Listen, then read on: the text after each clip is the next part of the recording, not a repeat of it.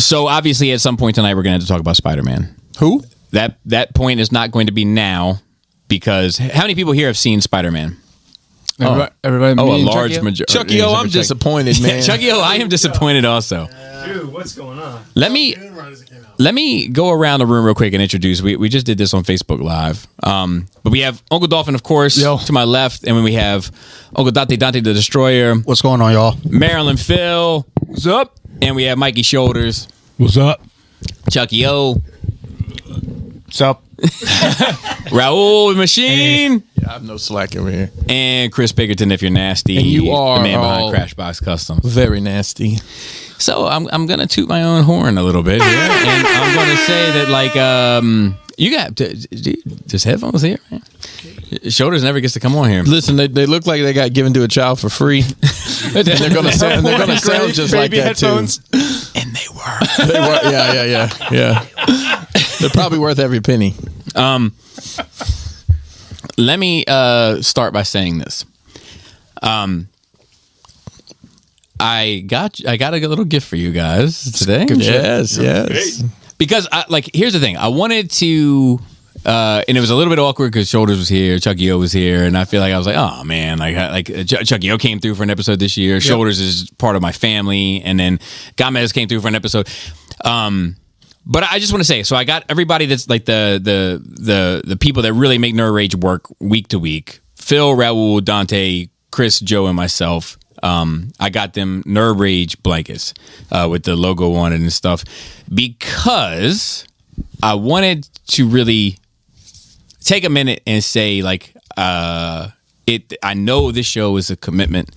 I know it takes time away from families. I know it takes time away from twitching.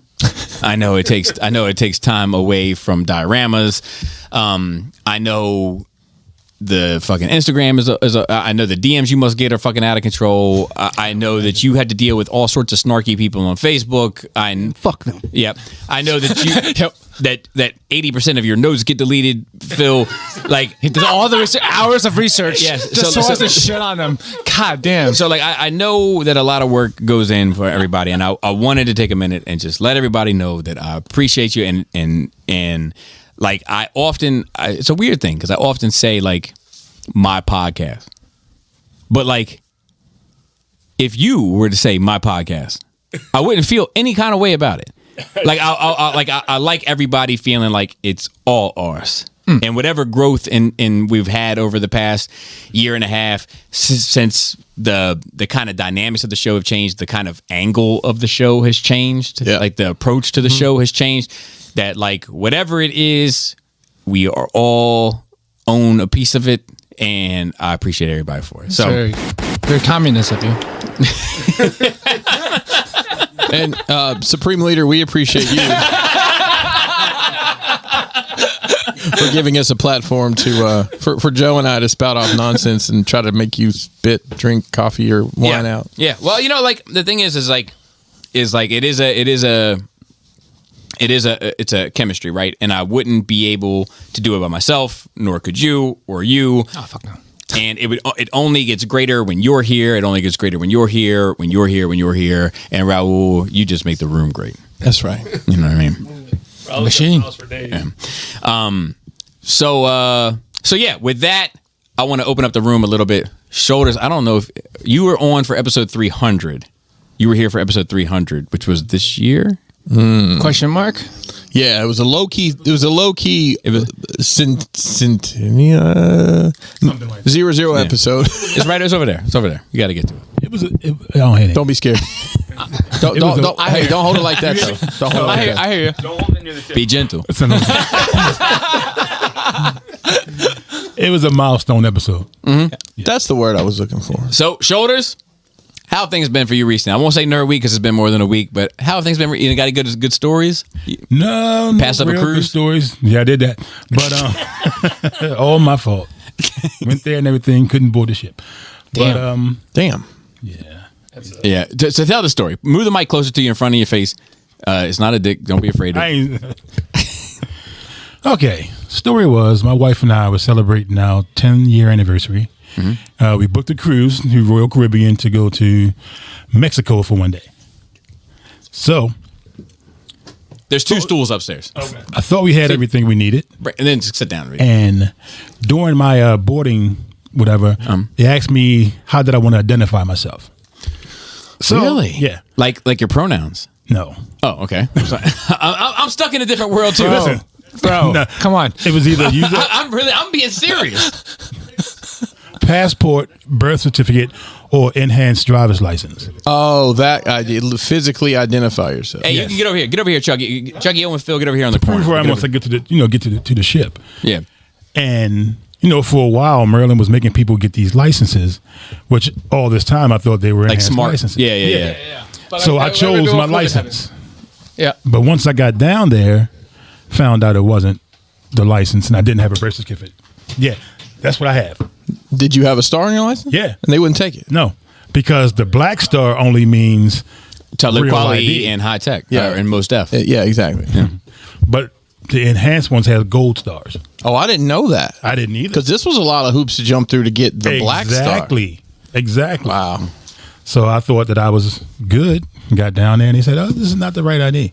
They couldn't use your birth certificate? I didn't take it Damn. because I chose the licenses. If I had known. Yeah, that's fucking a shit way to get turned away. Yeah. Yeah. And in my head, they both had to watch the ship sail into the sunset without them. And we're just waving. But they ended up leaving before the boat left, which is not as dramatic, and I don't like it.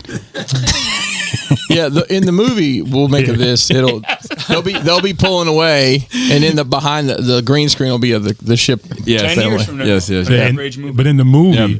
you'll see Sherelle chasing after the ship. That'll be a poster for the film. Yeah. What's the tagline?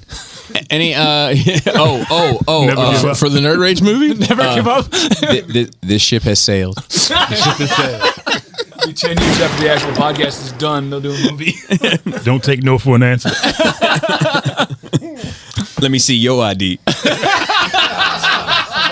No. Who are you again? Tagline for the movie: Get up on that mic. Oh yeah, maybe, Get up on the mic. maybe.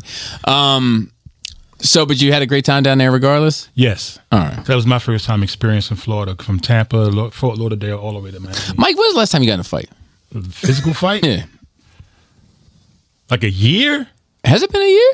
No, I mean, mean, like, well, like an actual but date. let me say that differently. Has it been just a year? Like No. It's we're been a little getting- longer than that. getting- It's been longer than that. Has it been? I was saying, were you asking like the year of date? Like yeah, what year was it? yeah. The actual fight would have been Physical altercation. Yeah, physical altercation. It probably was in the late 90s.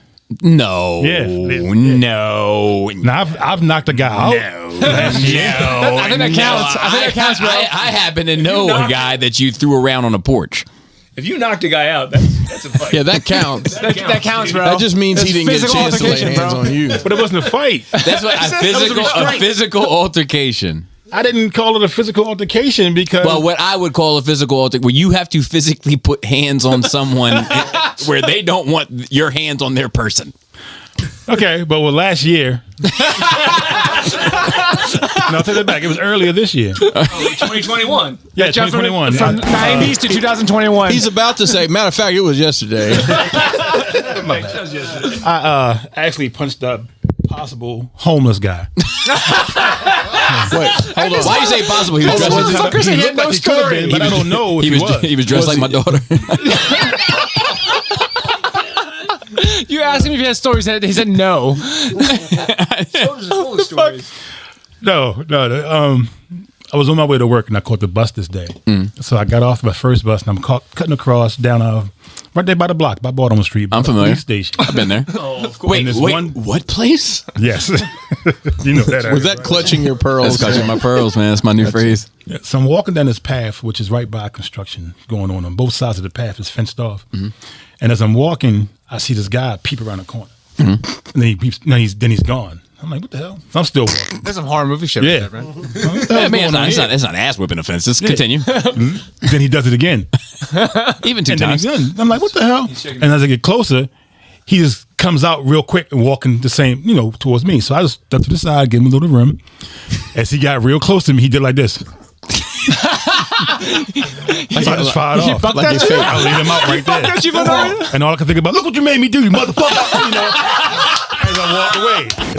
And I walked away looking towards the police station like. For those that don't know, the police station is right there on the Right corner there. of Baltimore Right. and Gate Street. Yeah. So were there any cops out there watching you? No, out there, yes, but they was like maybe a half a block You got away. bigger things to do No in one Baltimore saw than it. you. I remember when you weren't allowed to smoke, you weren't allowed to loiter on the block. Do you remember that? Oh yeah, of course. So like I was out there on the block smoking a cigarette, and these cops came through and they were like, "Hey, you can't be loitering out here. You can't be hanging out here. I don't care if you are smoking a cigarette." And I was like, I'm not smoking a cigarette. I'm a volunteer fireman. I'm just checking out the fucking. Oh boy. It's a fact. Yeah. You might have even been there that time. You remember that I time? was the town with the trash and the cops. I remember that. Oh You yeah. throwing you You tell us. littering. Tell the story. Were we on the block too? No, that was Guilford Road. Oh, we was there. Well, we was on the streets. Yeah. And Bobby had some trash in his hand that he happened to just throw on the ground in front of a police officer That's some dumb shit. Shit ever. who cared a little too much for his city. You're in Hey, Columbia, buddy, you bro. gotta pick that up. Yeah, it's Columbia. They care about. That's And- Columbia. That's yeah. not. And him? No, I'm not picking that up. Rebel all the Yeah, way. rebel. Well, you got to pick that up. If you don't pick it up, you're going to jail. I got it. I got it. Yeah, Show to always be saving your life, bro. Always. Yeah, I keep him out of trouble. Yeah, which he did a fair share. I always certain stories always come up. There's one story. There's a few stories that I'm going to save for another day. Like there's a story with you and I heading somewhere with the strict intention of sending someone Yeah. to the moon. Yeah. But like there's another story that I often tell of a rap battle. And I don't think we've ever told this on the pod. The auto bar? Yeah, Or- at the Auto Bar. Oh, It was for sure at the Auto Bar. Okay. No, Sidebar. Sidebar. It was at the Sidebar, that's what I right? was Yeah, gonna say. yeah, I knew it was a bar. Yeah. It was at the Sidebar. Yeah, the sidebar. Do you recall the events of that one? Was Danger there? Probably. I think I did. There was a baseball cap involved. Vaguely. I do remember it, though. I can't remember what was said, how it played out, but I do remember Fuck the Orioles, I think. it. Was Yep. The Oreo hat. It's coming back. Let me say this as a precursor to this. I'm not even a sports fan. It's a matter of respect. So I had a number of I had a fleet of very nice throwback Yeah. hats. I've never seen you wear a hat in your life. Yeah. Well, you didn't wear shoes so recently either. Yeah, That's true. Maybe the hat's Stop coming trying back. to steal my vibe. Yeah. Oh, he had hair? Yeah. I had hair, and it looked good with hair. I had a throwback Cubs hat, Little Bear waving to you. Like I had a fleet, and I was working in concert with these folks that were putting on this rap battle. Right. And this guy comes up to me and he's like, "Hey man, fuck the Orioles." Now, I remember. He was trying to start. He was trying to get one going. little did I know, he had just been talking to Shoulders off camera, Right. saying, "I'm really liking this rap battle shit. I want to do rap battle." And Shoulder said, "Well, you should battle him." He was trying to get one started. Oh, shit. So here comes this dude up to me out of nowhere. He had no Hey, idea. man, fuck the Orioles. Meanwhile, I got an Orioles hat on. And I'm like, what the fuck did he? Fuck you, I'm gonna fuck you. He runs out of the bar. I run out after him. Shoulder's like, no. No. He was trying to rap. I'm not trying to hear this. Fuck him. I'm gonna get him. Shoulder's like, no, you're not listening. You're not listening. And I was like, I don't give a. I don't need to He was listen. not listening. Bobby goes off. He was going off. I'm trying to explain to him it wasn't like that. He was trying to start a rap battle against you. Not a real battle. Yeah. So, He didn't know how to go about it. He just insulted Bobby's hat. Fuck the Orioles. That's how you start off. Like you didn't say, "Hey, I'm so and so. We should do this." And he just walked straight went up, right into it. beeline right up to me. you get the wrong result. Yeah. Different thing. Because You know what's funny, man? I think about that, the Sidebar in particular. What's the projects up there? The low rise. that would have been at that time closer to Lexington Terrace. I was like this dude one night cornered me, Right. and he was like, "Hey man, I just need a ride 2 blocks up." And I was like, I was stuck right between a rock and a hard place. Do I tell him no and then deal with whatever that's gonna be? Right. Or do I drive this dude 2 blocks and throw the dice there? right? Still deal with whatever's going to be. Correct. So I was like, I'm gonna throw the dice. So I said, sure, 2 blocks, right? Yeah. So he got in my. I don't know if you remember. I had that little pocket in my door. It had all the change. What kind of in car it. was it, Bobby? I don't want to talk about. Come it. on, no, you got what? I didn't hear you. Oh, you didn't hear me? No, what is I it? said neon, but you didn't hear me. Four-door. It was a 4-door. Did you have a spoiler though? Was it a racing neon? No. I'm sorry, I'm not 2.0 turbo, Look, dog. let's not make this about the neon. I'm not going to make it about the neon, but I do have to tell you about this. Let me tell you about this car. I love it. The front doors, drive-in passenger doors, they're power doors. The back window, the back door, she had to do this in the window. Oh, so it was an old crossover. That's not what that means, Phil. I know. It was caught in the middle of technology. That's what it was. Like they were building it, and like halfway through, they're like, "You did the back doors first. Well, we're doing power in the front." So I let this dude get in the car. I drive 2 blocks up, and of course I'm like, "Of course, this is where you want to get out." Which I knew the projects, but I didn't know the name. I didn't know, but I knew the neighborhood, and I was like, all right, and I hit unlock, and I was like, here you go, and I was like, this is it. Whatever's gonna go is gonna go. Right. And he was like, hey man, I'm just gonna help myself to a little bit of this change. You good with that? Like all the change that was in that side pocket. And I was like, yeah man, make a phone call, do what you gotta do. And he scooped all this change. I mean, it's nickels and pennies and all that. I mean, it was pesma bum shit. And he like put it in, he put it in his pockets and off he went. And I never heard a word out of him, but you know what I mean? Okay. Lucked out, but I don't know how I was down there. I didn't have you. I didn't have Dot. I didn't have any of the goons down there like that. Yeah, I don't know how it ended up, but it was one night. It was just me and this dude. Gave him a ride. But yeah, me and him. I'm sorry, because I mean, for those that don't, and I mean, most of my friends know, but for the listeners, like I always say, like I owe Shoulders an awful lot. Like I owe Shoulders an awful lot. Like. Not only in terms of him trying to help keep me out of trouble, which I do appreciate because I was a hot-headed, young fucking, I don't give a fuck everybody. They don't know me. But also, there was plenty of times where my wife was with me and I couldn't be right there, and I would say, Shoulders, you gotta, and Shoulders would post up like a fucking Rottweiler right by Laura for hours on end, like, and nothing could get, so I owe that dude an awful lot. So with that being said, let's move on. Raul, you got it? I know you're a man of a few words. You got anything you want to say to the people? Just basically thank you to everybody in this room for. I really enjoy the podcast. It kind of gets me through work on some tough days, but the last 2 years, I mean, been rough, right? Yeah. We appreciate you, bro. Yeah, we appreciate you. So that's why you got a blanket. But I got to be fair. So you want to know the fucked up thing about me? Maybe that motherfucker is right. Maybe I am selfish. I had to get a blanket too. I was like, I'm getting myself one. I don't blame you. I would have done it too. I hid it in the back room because I was like, I don't want anybody else to see it because I know every now and then you got to take a work call in the back. Yeah. So I just stuffed it in. I was like, it's in here with the DVDs. I'll never look. And I just that's right. Nobody will ever look in there, Bobby. Raul, you sure you don't want to admit anything to Bobby about him following you on his measly little followers is following you on your all that tough talk you had around episode 300 about how I shouldn't waste your time with all the. I mean, I don't know. Instagram's kind of its own thing. Yeah. I mean, he's thinking it's not your thing. That's what. Yeah, it's not. Every week when I post the stories, I'm like, please reshare me. and then I show Laura, look, he reshared me.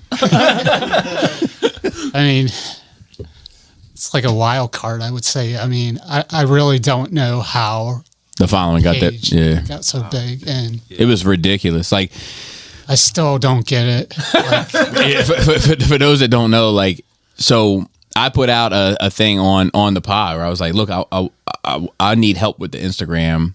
can somebody do it? And Raul was the only one that hit me up and was like, my name is Raul and I'm happy to do it. And I was like, well, we have a few other offers, so we're going. Hey, we'll see, Raul. Why don't you go get me a breadstick? Like So that was back in the day when you did like Shattercast. So Yep. I really didn't listen to the Nerd Rage radio podcast like that. Yeah. So I was kind of behind on that. So I would have thought he's probably going to get somebody. So He was like, I'll just throw my name in. he was like, I'm here for nerdroid poison. What is it? I'm here for it. So anyway, like a couple weeks went by and nobody contacted. He was the only one. So I was like, look, we've decided.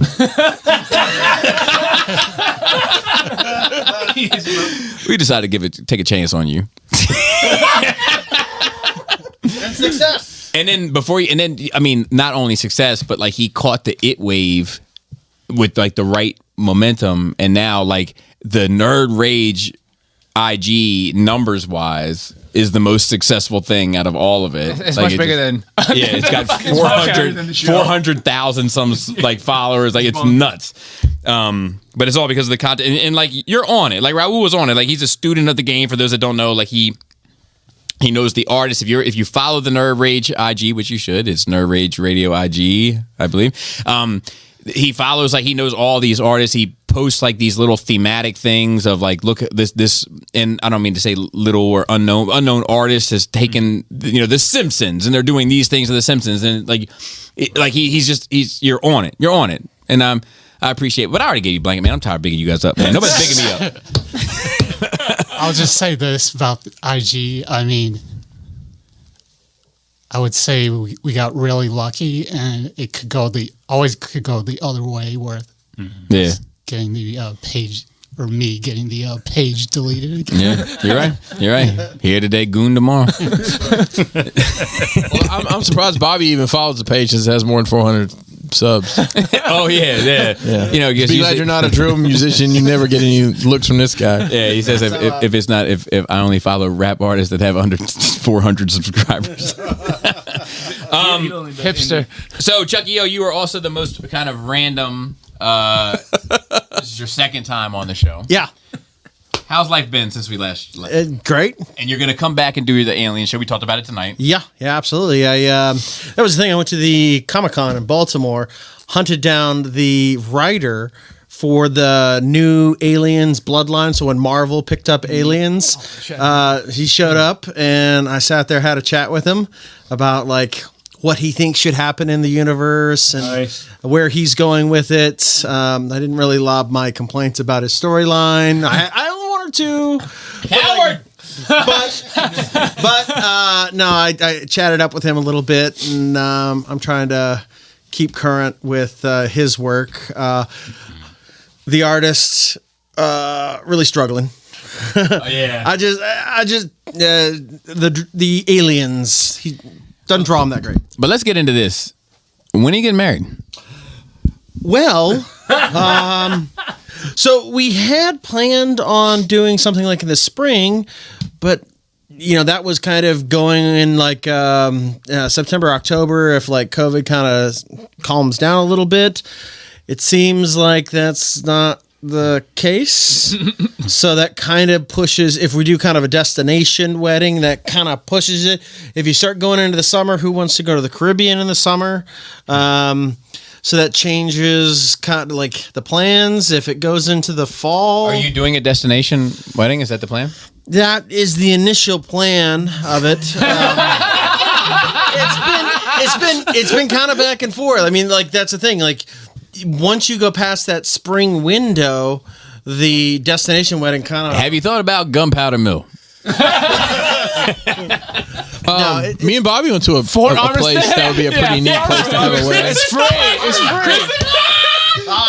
Chris and I visited. It's by the water. Oh, it's You great. can do it right on the beach outside of the structure. Not the beach, by the dock. There's Fort Armistead. yeah. Fort Armistead. That's where Scotty puts in for kayak.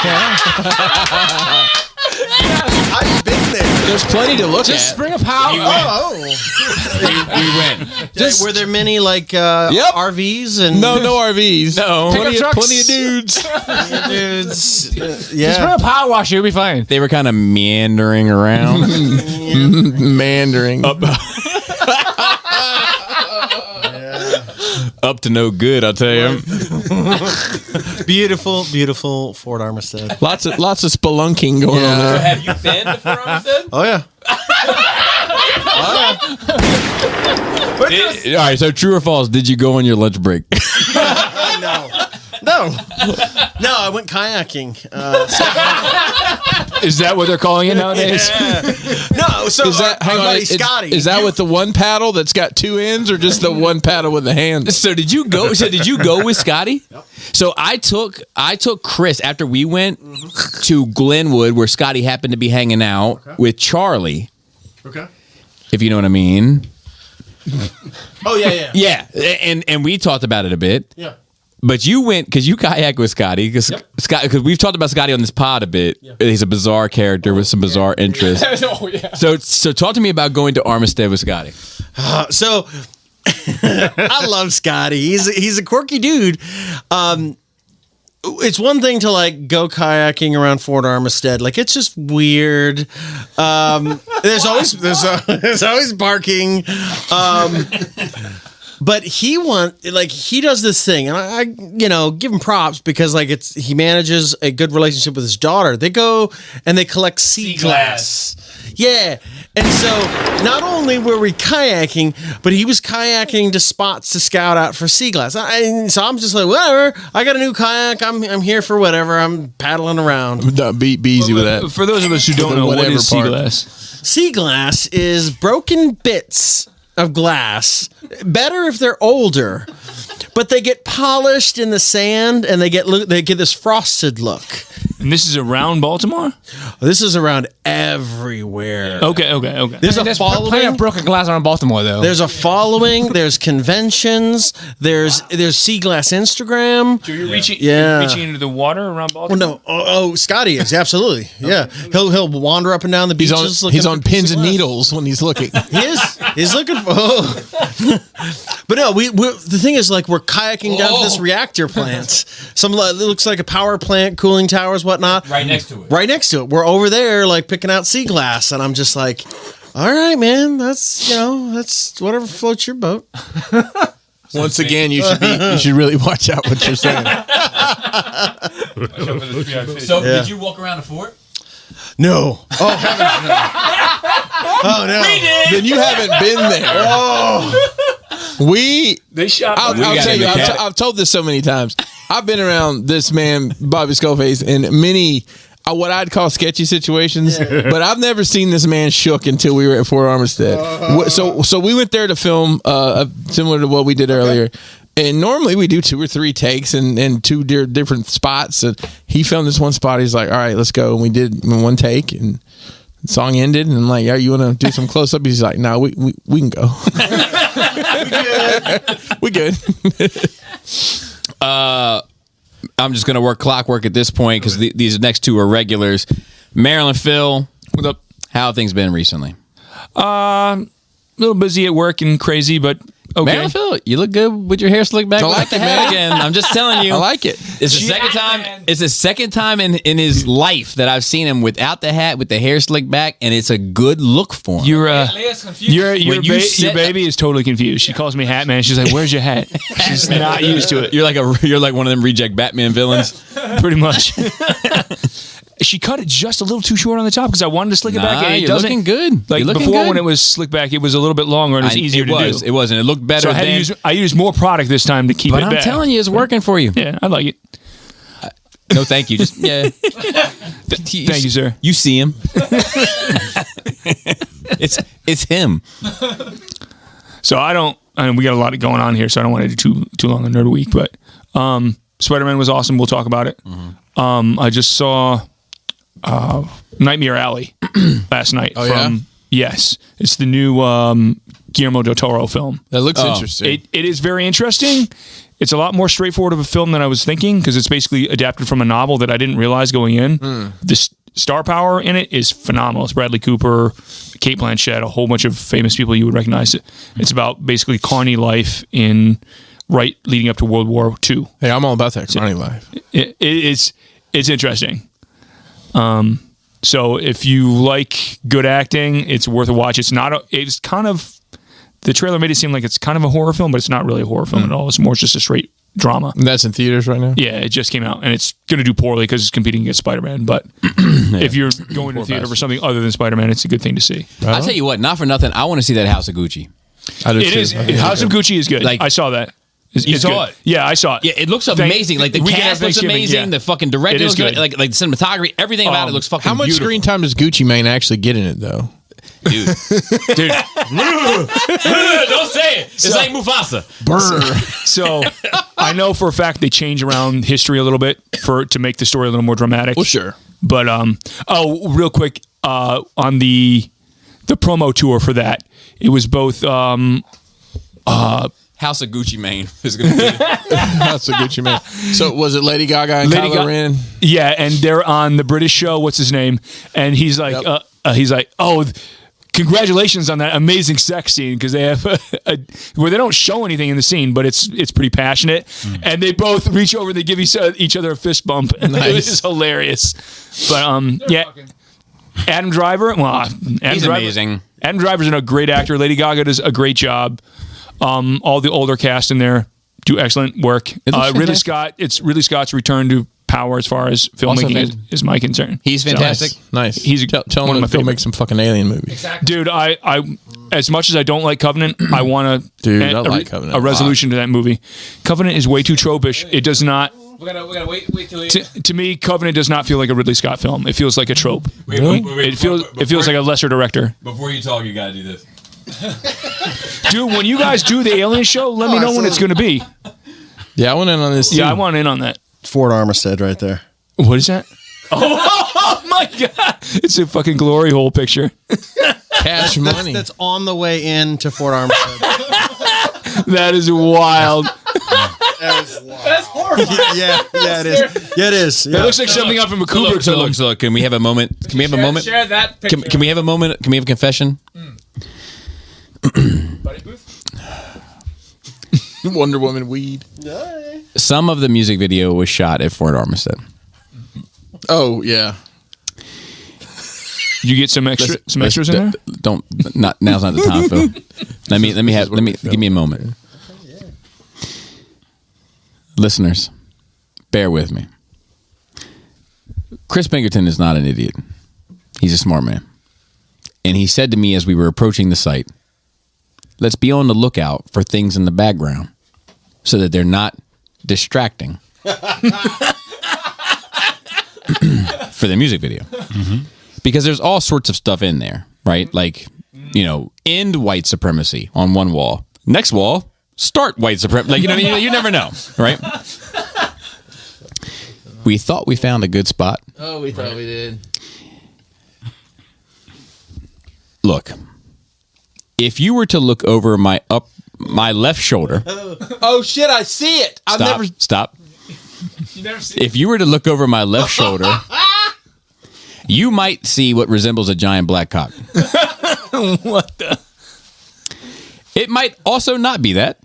It's definitely I'm going to be honest with you, Bobby. I didn't notice it when we were filming, but now this is a picture I took of the spot where we filmed. That's awesome. Banana gone back. definitely right over the shoulder. Time for some banana bread.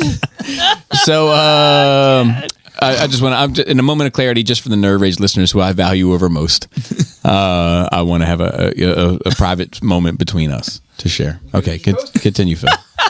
Continue, Phil. But what do you wait, Chucky O, Covenant 1 to 10. Oh man, that's a hard one. So do you feel Prometheus is better, right? Because I do. I like what I like. Put the pressure on. I like that Ridley Scott's going back and adding depth to the universe without adding different kinds of aliens and without focusing on the rhino alien itself. Yeah, a rhino alien or an alpha alien and an alpha male alien. I like that he's He's doing good world building. Yeah. He's trying to do some world building. Do I think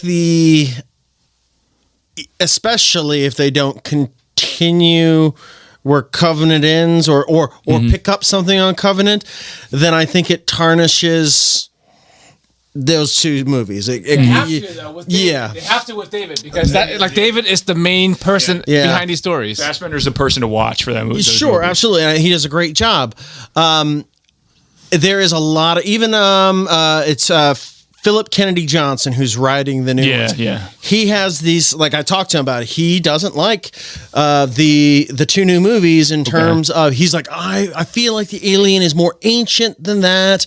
Okay. And he feels like it's kind of, instead of full on world building, he's kind of like scrunching it down. Instead of eons, now we're here in the span of like 150 years where these creatures exist. Okay.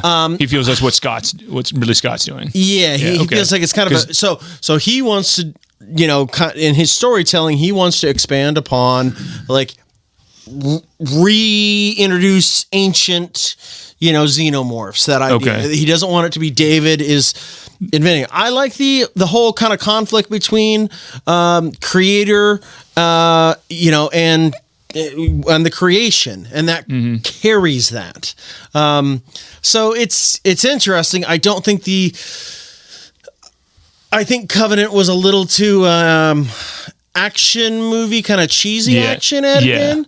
See, it was way too tropish for me. But this is where I kind of suck as a fan. Like I like content.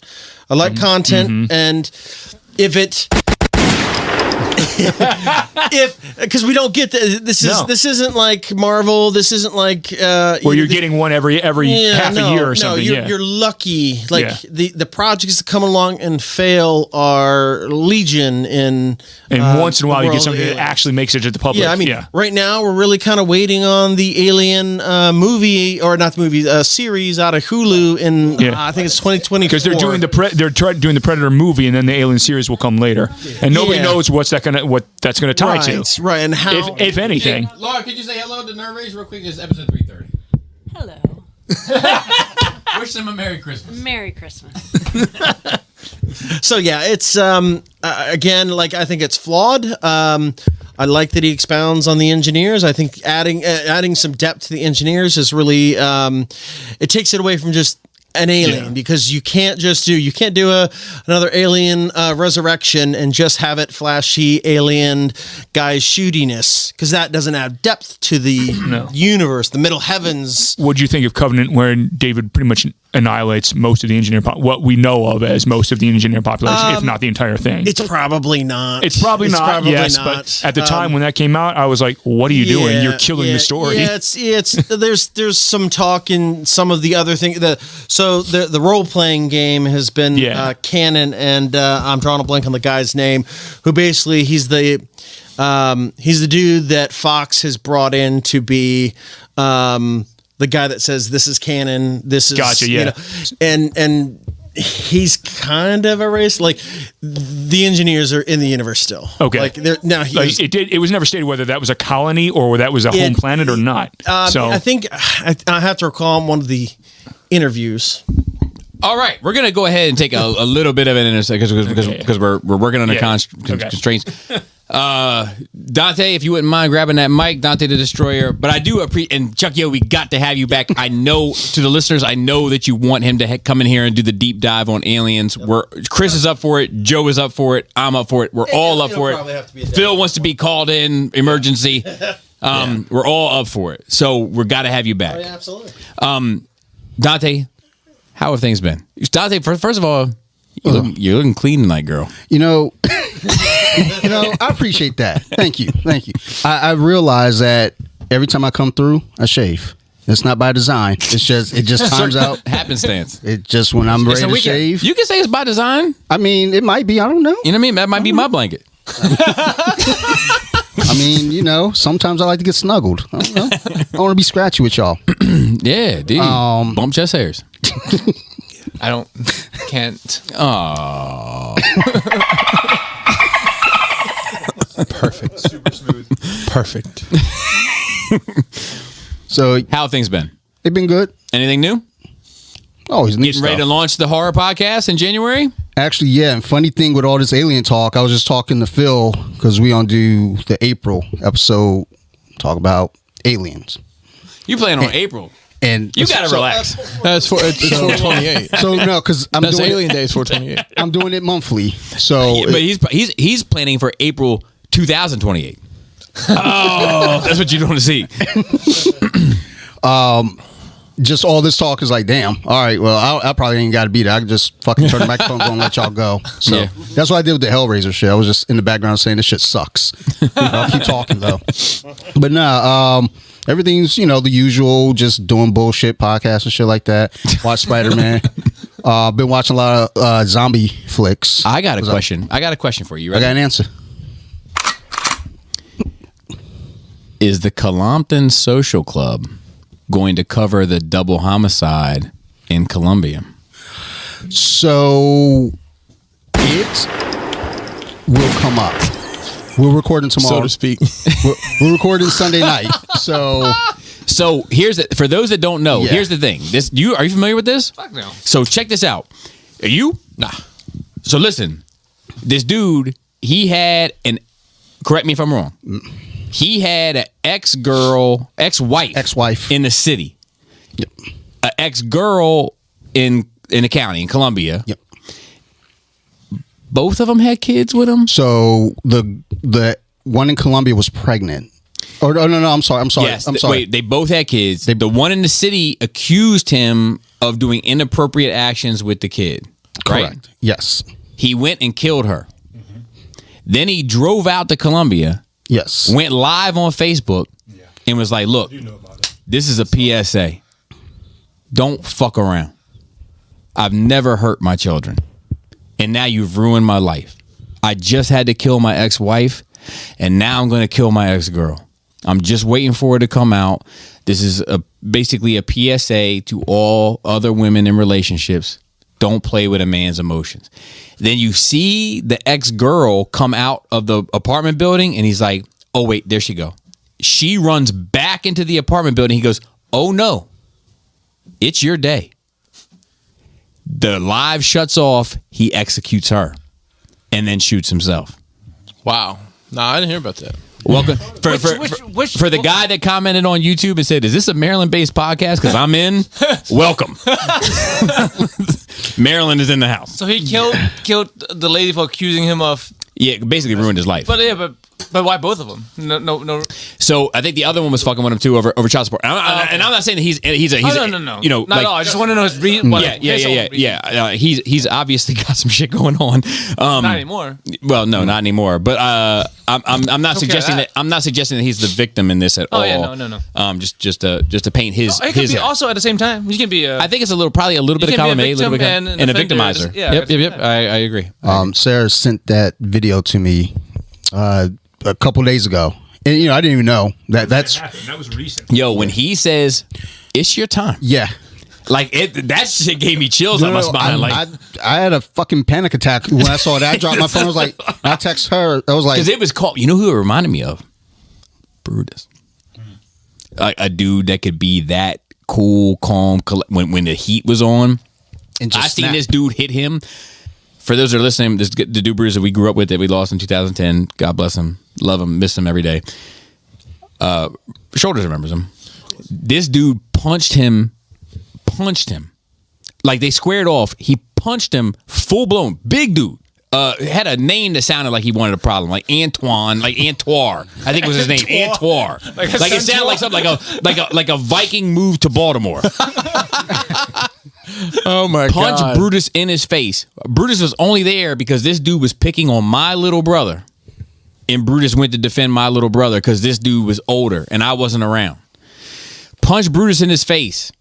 I'm talking about like hand came back here, all the way around, momentum, big dude, boom, hit Brutus in his jaw. Brutus went boom. Sigh. That went against your better judgment. grabbed that dude, picked him up, slammed him into the windshield of this car, picked him back up, slammed him into the hood of the same car, spiderwebbed the windshield, picked him back up, slammed him onto the curb that the car was parked next to, pick him back up, slammed him onto the ground, cocked back 1, cocked back 2, and the dude said, enough. And Brutus said, enough.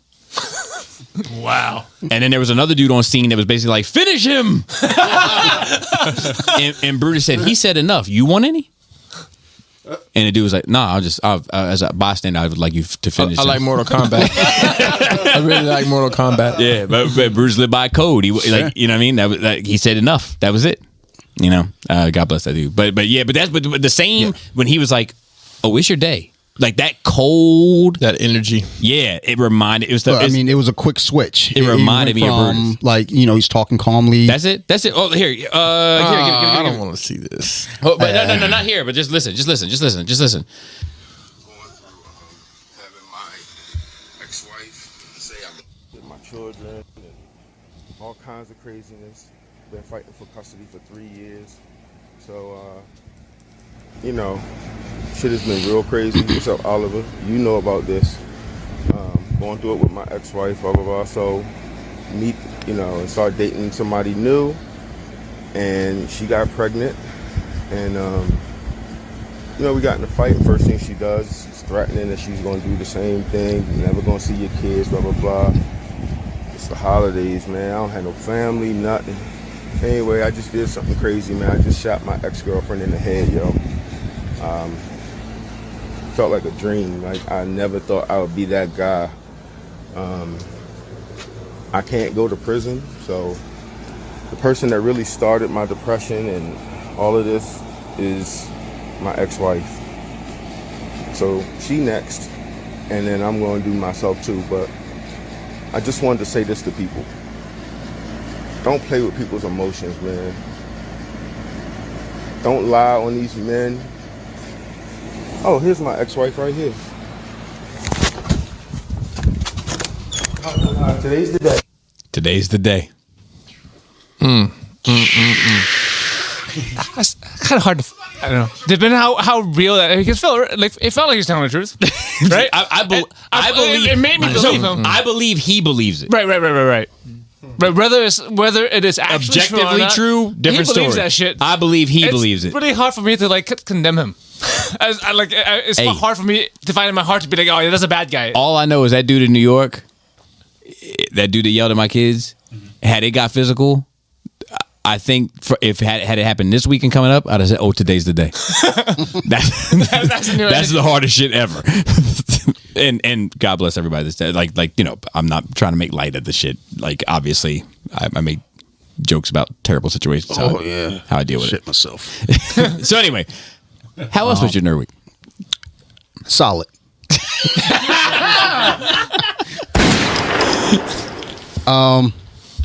No, everything's cool. We saw Spider-Man. I've been watching a bunch of zombie movies with Sarah, just because she and I are going to record our episode for Sarah's getting in on the podding. I love to hear it.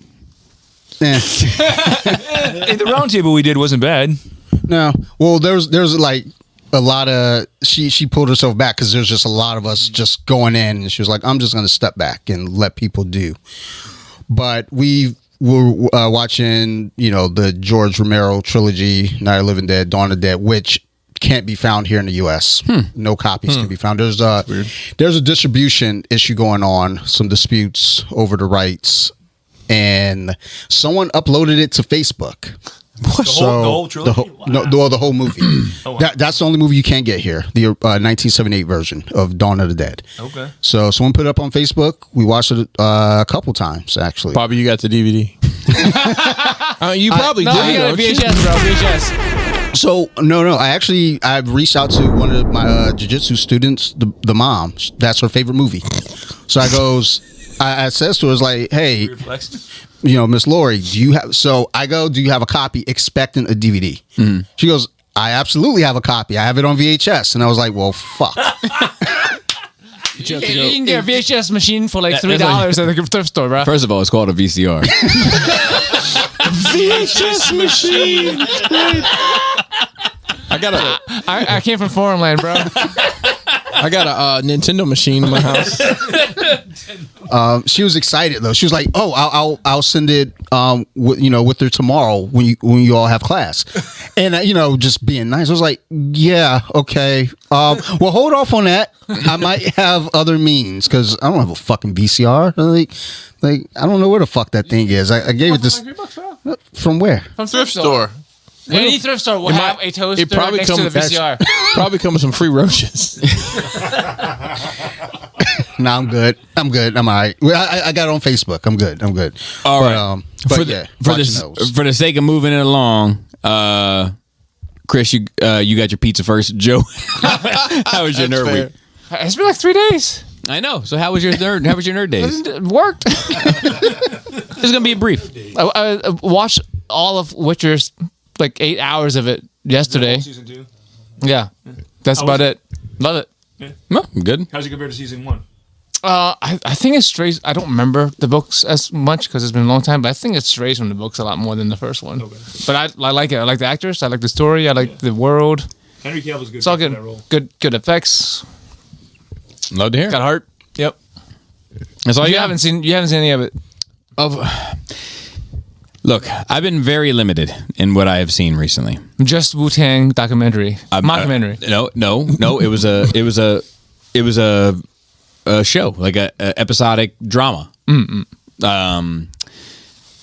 I saw a documentary, but that was last year. So I'll get into what I did this week, but I haven't anything that I have done this week nerd wise wouldn't have hit your radar. And I have mixed feelings about how it hit mine, but we'll get there. Yeah, I'm like one of 2 people in this room who didn't watch Spider-Man, and I keep having Magic Card show up my mail, and I'm concerned. So we're gonna get when we get to Spider, because I know you got to work tomorrow. We're gonna do everything, and then let people that want to go without spoilers go, and then talk Spider-Man. Yeah, because we do plan to watch Spider-Man, but I don't know when it's coming out. We're not going to theaters, right? The only thing we're going to theaters for is fucking Matrix, and that's next week. So like. It's weird that that's available on TV, but Spider-Man is. You can imagine that just because it's me, that I'm not head over heels for Spider-Man, that I'm not, of course, sucking at the spider teat. Of course, you hate it. Everybody loves it. You hate it. I don't hate it. That being said, I recommend you see it in theaters. Okay. Oh snap, Chris. Hey. Somebody else getting killed? God, man. Yo, do you want to be here or not, man? We're like the number 17 show in Cambodia, right? we were number 8 last week, but 2 weeks ago. Number 17 this week. I just made it 16. Jeez. Hey, I went and saw Spider-Man as well, which we'll get to. Yes, as I advertised on our last show, I sacrificed watching AEW Dynamite live to be here to record, so I watched it when I got home. It's only been 2 days. Hangman Adam Page and Bryan Danielson had an hour. But you guys are going to basically have 2 weeks off. I know. I'm excited. We get off. We get off unpaid leave. It's paid. We got blankets. It's going to be a warm 2 weeks. Unpaid is kind of It's going to be a warm 2 weeks. Hangman, I'm happy. It's December, cold, cozy up with a blanket. So that was a Christmas bonus. Kiss my ass, kiss his ass, kiss their ass. It's all relative. Hangman Adam It's Page. the gift that keeps on giving, Joe. It's better than a Jelly of the Month Club. Oh, I did. I don't know if I mentioned this or not. I got a bonus from work. It's $40. Are you kidding me, dude? I don't know what the amount is. I don't know what the amount is, but some amount that you drop below, it becomes like a slap in the face more than a bonus, right? 40, I'd rather get nothing than like 40's in that pocket. Right? I don't know where the cutoff is, but 40 is definitely in that pocket. So what is the standard? You got the Jelly of the Month Club. I got the Jelly of the Month Club. I think it depends on your job and how much your salary is. So how much money is like? I'm gonna say anything under $100. Honestly, For sure, at this anything point, under anything on $100. So I'll tell you what it But is. even that seems low depending on your job. I agree. Half your salary, but maybe? $100 Half your monthly salary. At least it's a round paycheck. Half a paycheck. It's a round number. I can put a decent down payment on a hot toy. Like, yeah, I'm not trying to put a fucking hot swimming pool in the back, but Above ground pool is all right. Back in Alabama, where you're from, you usually do it, right? hey, man, listen, the water's still wet. you can swim your dolphin ass in it. So what I was trying to say is, Love it. Wrestling. Hangman Adam Page and Bryan Danielson had an hour-long match on that I got to see recorded. It ended in a draw, but for the AEW championship. Yeah. Did this guy related to DDP? Is also Page? No, he's unrelated. Unrelated. Okay, I don't know. Sometimes wrestling be like people be No, there related. is. I do not know your ways. Exactly. You're right. People be related sometimes in wrestling. People be related. Or even fake They related. are. It wasn't like Undertaker and Kane were brothers at some They're point. not really. No. I know they're not, but I'm Yeah, saying one's I from remember Texas, back in the day. one's from Knoxville. Yeah. So that was just a phenomenal match worth mentioning. I don't think there's. I'm not ordering any more wrestling. I don't think till New Year's I'll probably order a show. So I watched The Expanse. I know Chucky. Are you up to date? So we another podcast on The Expanse. To this season, I've got. Oh, you haven't started season 6 yet? Okay. See, it just starts out like drinking from the freaking hose, Expanse man. seat. It's great. Other than that, I got mad today because I didn't get a pair of shoes, although I had 12 slots to win and I didn't win. That was a bummer, so I just started drinking. So I actually luckily- won. I never win shit. You wanted the shoes from him? I won the shoes that he wanted. But that's what I'm saying. You were in the same lottery, and They're not even the shoes that I want. Dude. Like I'll accept. He's not going to be able Why to are you wear them even when he here, gets them. Pinkett? How could you show up with this betrayal? I know. What? Yeah. So, yeah, I mean, not much else going on, Fun time. It's been short, It's been short. but we had pizza tonight. Oh, my God. That pizza. It's good. I ate a fuck ton of that pizza. It's Manhattan pizza. I think It's for a 8 Maryland-based pizza. It's not bad pizza. I was going to ask you, is that local? Yeah. Okay, it is. Yeah, That's but good. It's decent. It's decent. Maryland podcast where this is. Yeah, it's Maryland pizza called Manhattan pizza. It's right on brand for fucking Maryland. Well, hey, Yeah. No, I was raised in Gaithersburg. My pizza place is called Bronx Finest. Well, my favorite's J&P New York Pizza that's in Mount Airy. Exactly. Real quick, comic book thing for you to pay attention to. Catwoman Lonely City, Black Label series. You'll want to read that when it comes to trade. It's good. Put that eyebrow down when you're talking to me. So let me say, I didn't do much this nerd week either. Obviously, Spider-Man, but I also saw. I caught up on the Sex and the City reboot. It's called. Look, Of course. Oh man, Reboot, not even like a sequel. Like it's complete reboot. No. Not It's a related sequel. to- I'm sorry, it's a but that's sequel. what- yeah. It's called, and it's not even called Sex and the City. It's called And Just Like That. So you'll watch Sex in the City, but you won't give time to Witcher? Right. So I tried. Okay. I tried. So here's the thing. Got so far. All right, let's all right, fuck it. If you want to get into it, we can get into it. Women fascinate me, Joseph. Oh, me too. So like Heavy. And just like that. So I do not know their ways. I don't understand them. I don't understand their etiquette rules. I don't understand their choices. I don't understand a lot about the way that they move and maneuver within their space, both socially, politically, economically. I don't understand the way that they move. I don't get it. I don't get women. You got 4 of them in your house. And I don't get any of them. Except for the baby, because she's like a little me. She's in this bitch woo walking, throwing up gang signs. And fucking facts. No printer. And she was. I think when you take that mystery and you add on top of it single, and you add on top of it middle aged, and then you add on top of it now damn near elderly.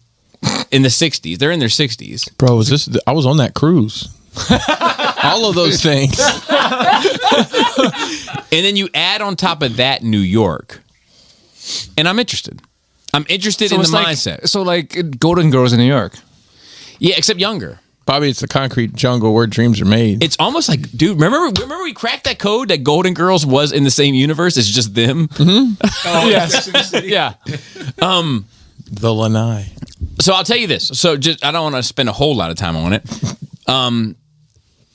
Obviously, Samantha, for those that know, Kim Cattrall is not in it because her and Horseface hate each other. Hate each other so much that they don't even want money. Well, they asked Sarah Jessica Parker. They were like, "Will you do another show with her?" And she was like, "Nay." And then she didn't say much for long. And they said, "Why the long face?" And then they said, "Kim Cattrall, will you do it?" And she was like, she couldn't take a minute to just answer out. But like, the first episode was rough. It seemed like people trying to find their way again. Like, it seemed like they were trying. But I'll tell you, not for nothing, because after the first episode, I said to Laura, I was like, this is rough. And these old bitches ain't got it anymore. And then we got into the second episode, and you could see them started kind of falling back into their roles, which was interesting to see from like a acting standpoint. They were like falling back into it. And then by the third episode, they were in the zone. Is Charlotte kind of off to the races? Is Charlotte still married to the ball guy that leaves the tea bags everywhere? Yep. Oh, That's my favorite. That's my favorite episode of that show. I love the teabag everywhere. Yeah, same. Have these not actors what you done think. much since? Like Sarah Jessica Parker's done some minor shit. I don't think but they've needed to. Yeah, they probably haven't, but have they? They haven't. Yeah, right? I don't think they've needed to. A lot of people doesn't need to do the thing, but they like. Yeah, doing the that thing. show, it was uber successful. Right, I mean, It got there's- 2 films. A lot of actors have tons of money. Kim Cattrall has Yeah. acted since then, and the rest have not. Has she? She's done a few things here and there. So I don't know what they've been. I'm sure she has. She's good. She's got the longest career out of all of them, I think. Not the longest face. Not the longest face, definitely. Well, you can lead a horse to water. But anyway, I hated it. I hated it. Like hated it in a twist. In the first episode, loving it. By the third, loving it. That's probably your I'm here for 3 it. in, 3 out. Yep. And I'm here for it. Whatever. Like by the very end of the first episode, the writing, I was like, okay, let's see where it goes. Second episode, the acting was with the writing. It was all working in concert. I'm sucked in. So to speak. Bobby, what if Larry David wrote an arc on that show? See, that's what we need is bum bum bum.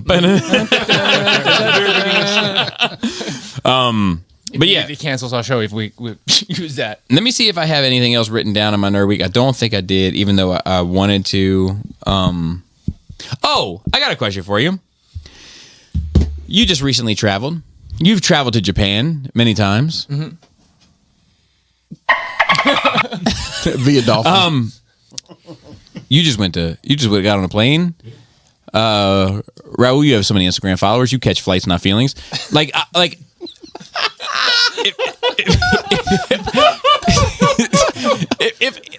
How do you feel? All right, so there's a baggage thing, right? Where at some intersections of life, it is socially appropriate for someone to take your bags. Okay. Right? Like you're getting on a shuttle, you're getting onto a bus, you're getting onto an airplane, someone has to take your bags from you. They have to be the handler of your bags. You usually tip these people, right? Yeah, like we talked Would there be about, I'm handling my bags, bro.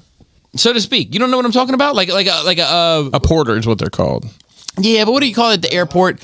Hey porter. Hey porter. At the airport you catch a Feelings? how late is it? Call my dad. No. No. Laura! Someone who carries your bag for you? Like a bellboy? No. Yeah, well, them too. Them too. Well, Them like, too. I don't use those. Like Sometimes you don't have a choice. I travel light. I don't know. when you're getting on the cruise, you gotta give them your Dude, bag. are you guys fucking here to pod or what? Only the 2 people who knows what this is 2 white guys. Hold on. No. Hold on. Who are you calling? Call my wife. She's upstairs. She was just down here. Hello. Hey, what's it called? The people that you take the bags to at the airport? The girl name was immediate. A sky cap. Sky cap. I never heard that term ever in my life. I was gonna say that, but I'm like, they're gonna think I'm talking about space. Yeah, so sky cap, like a sky cap's way better than checking your bags to the but you're supposed to tip them. Like you're like it's a service. Like, you know, it's the proper thing to do. Just like if you get off of a airplane and you're getting onto a bus and the bus has to handle your bags, you're supposed to socially you're supposed to tip them, right? Now let me ask you a question. Because I struggled. You get an old man, and he's got to fucking deal with your bags. Or, and I know it's 2021, Phil. I'm well aware. We're heading into 2022, Raul. And I, too, am not trying to catch feelings. But say a woman, a strong, independent woman, of course, Joe, but a woman nonetheless, is going to take my bags. Are you comfortable with these two people taking your bags, elderly people and women? And is the tip the same as if it was a 18-year-old taking your bags? Well, the tip's the same. $1 a bag, round up to 10. Okay, tip's the same. I don't even round up. That's how I ain't dealing with that's nothing. how cold-blooded I am. I'm so cold-blooded, I ain't dealing with nothing under a $10 bill. 7.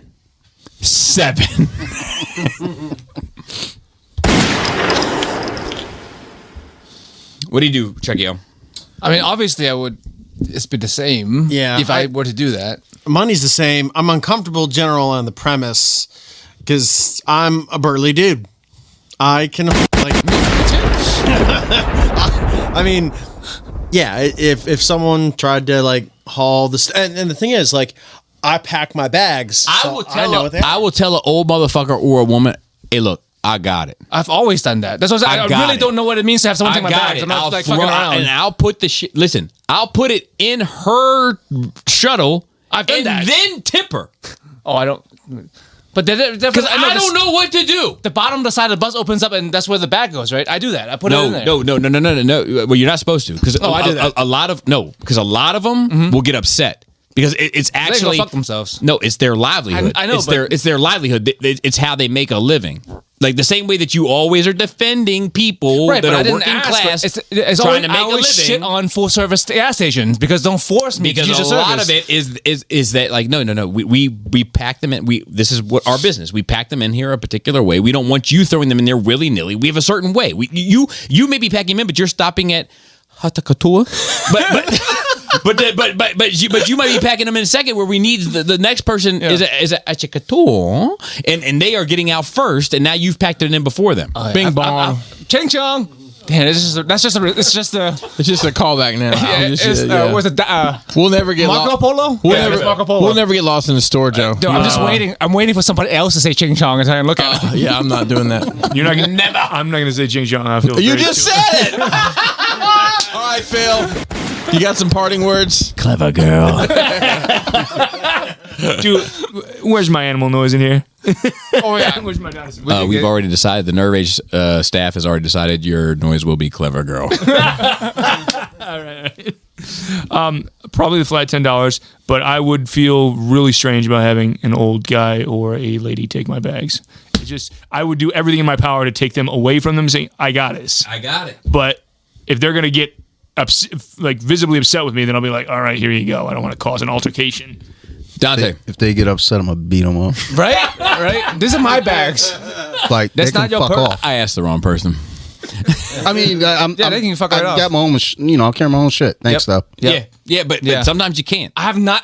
I've traveled a lot. I went international. I came from Hong Kong. Joe, I've also traveled a lot. I've also traveled internationally, and I'm going to tell you that it is status quo that there are certain people that handle your bags. Well, maybe I'm just oblivious to it. Maybe I just blow them off because I'm often tunnel vision. Well, what you probably do is completely irritate them. They have to take your bags off. You're probably making them work harder. These working class people that are working every day to try to work hard to accommodate you, and they're not accommodating me. They're accommodating somebody else. No, they're definitely accommodating you. They're inconveniencing me. Take your fucking bags. They're inconveniencing me. Don't touch my shit. That's my fucking bag. Your shit because they run the fucking bus. So they take it off the bus. They put other people's shit on because you're so fucking proud that you had to put it on first, and they take your shit off, and then put somebody else's shit on, and then put your shit on because you got to they got to take you second. Like so, they can all go fuck themselves. Maybe, but I'm saying right. I'm so in this corner over here. I'm so concerned about like I said, young person, no problem. Mm-hmm. I'm paying you. Do your job. Yeah. I lifted shit too, homeboy. Old person, I'm like, listen, Mac, tell me about the old days while I put my shit in here. I'll still tip you and we'll call it even. I'll learn from your wisdom. Young lady, I'm like, don't talk to me at all. I'm not interested in anything you got to say. I'm just going to put my bags in here. And I think that your point of view is probably stupid. Sorry. And you're not allowed to vote. That's that poppy energy. So we made it to what, 330 episodes? Is that right? What about you? Shoulders. Well, I normally ask them when they say, hey, let me take this. I say, you sure? You got it? If they say yes, I let them have it. I might come off and say, give them a high if five you don't, I after? can do it myself. But they said, oh, I got it. And I watch them struggle. I like that. You sure? It's a new day. Be my guest. I'm not going to argue or fuss with you. Listen, Quasimodo back there just put my bags in the... No, he's 8,000 years old, I'm sure.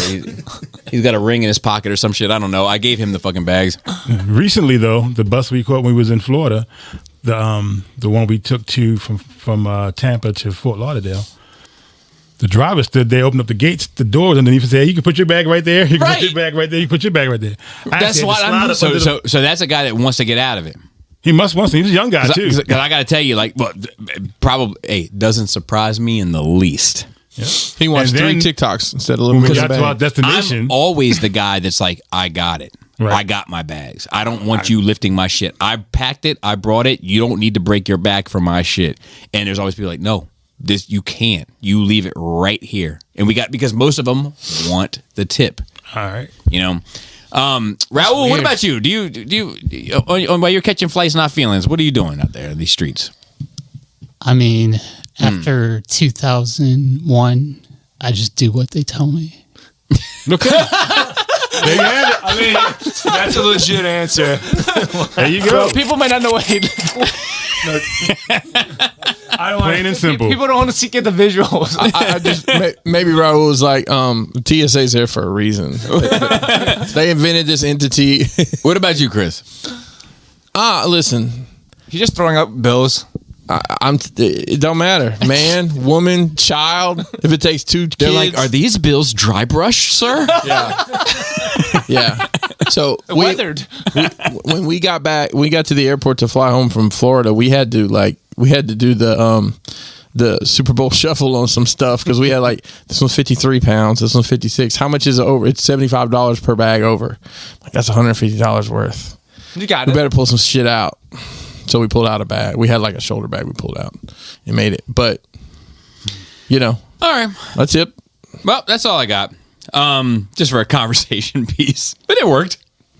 I'm really perplexed. I'm really thinking back. I'm trying to fucking Take notes in the future. Like when you go to bed. I feel bad. I think I've just ignored these people like I do in real life. What's unfortunate is I write down all of these little blip ideas that I have for discussion points that aren't nerdy. They're just real life. This is right? not a real nerd podcast. But the problem is my the next name's note just says skinny women.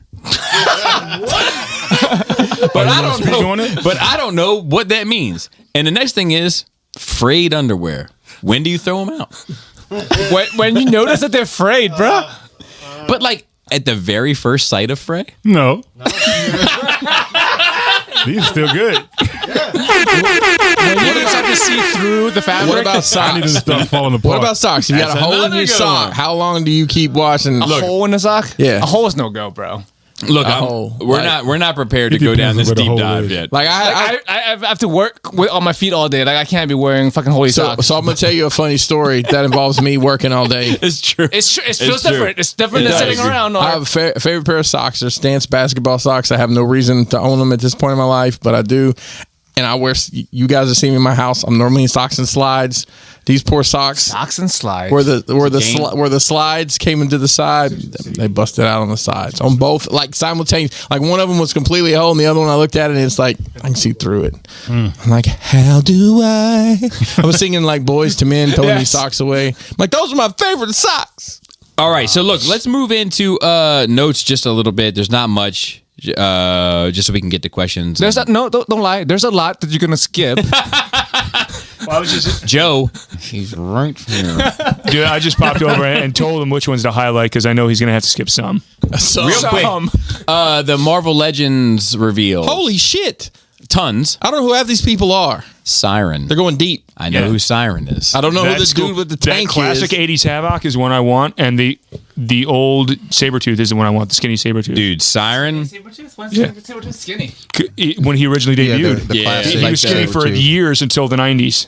He looks like the Sylvester's damn, design was skinny. He looks like the damn. He looks like the lion from Wizard of Oz got wet. That's true. But Sylvester's original design. Supposed to be like 8 foot tall. Well, he's tall, but he's lanky. That's his original design. But It's like with me- that, it's like me in high school. basically, it means of the X-Force roster, Raul, correct me if I'm wrong, but of the 90s X-Force roster, I think we're only short of Farrell. Yep. That's it. Because they got a Richter, they got, Yeah. like, I think everybody's accounted for. We need a Banshee. Yeah, Banshee for background for X-Men. But Correct. But, like, for X-Force, I think Farrell's all we it. Yeah. is Farrell. That's how And fucking... honestly, they might drop a Deadpool wave somewhere in the middle, I agree. and that's where we'll get her. That's how fucking close we are, which is insane. That's all I need. And I'll just put a pin right, and I'll even lick it as a, put it in there, you know, like a Thursday night. You know what I'm saying, Chucky O? The 80s Havoc is pretty awesome. Chucky O knows the vibes. Let's move on to speaking of Sex in the City. The guy who plays Mr. Big. Does anybody watch Sex in the City here? Yeah, I know. I know who he is. I watched. All right, so I've probably seen every episode, to be honest. All right, good, nice. There you Yeah, I go. don't like saying that out loud. Wait I don't see that. That's too much. That unrelated. Yeah, it's the guy who plays Mr. Big. No, Chris Noth. Not that Mr. Big. he's brought up in new sex scandal charges and all. Well, it's in the name of the show. Is it somebody's time for him to? Say it for the listeners. I says, is he going to tell someone it's their time also? Probably. It's not looking good. However, like, here's the thing: is like with these things, I just had to take them. Oh man, you want a dangerous conversation? It's content. It's about we know, Bobby. I don't care what the fuck you separate the art from the artist. Listen to me. It's about the content. Put the mic in front of shoulders. Like I have an adult conversation for a second. Okay. Shoulders. Should we believe women?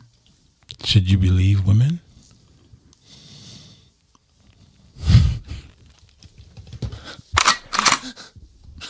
In front of them.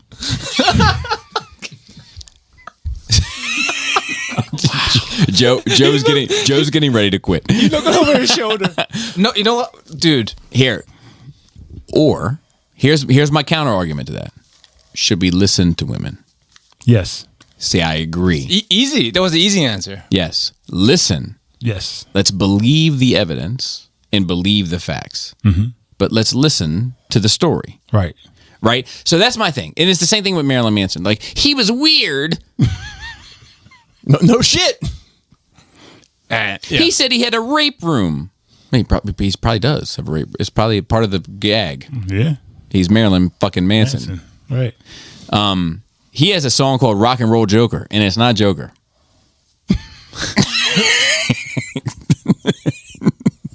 You know what I mean? To put it in perspective. Right. He has very few parameters. There's this not a guy. lot of boundaries with this man. Yeah.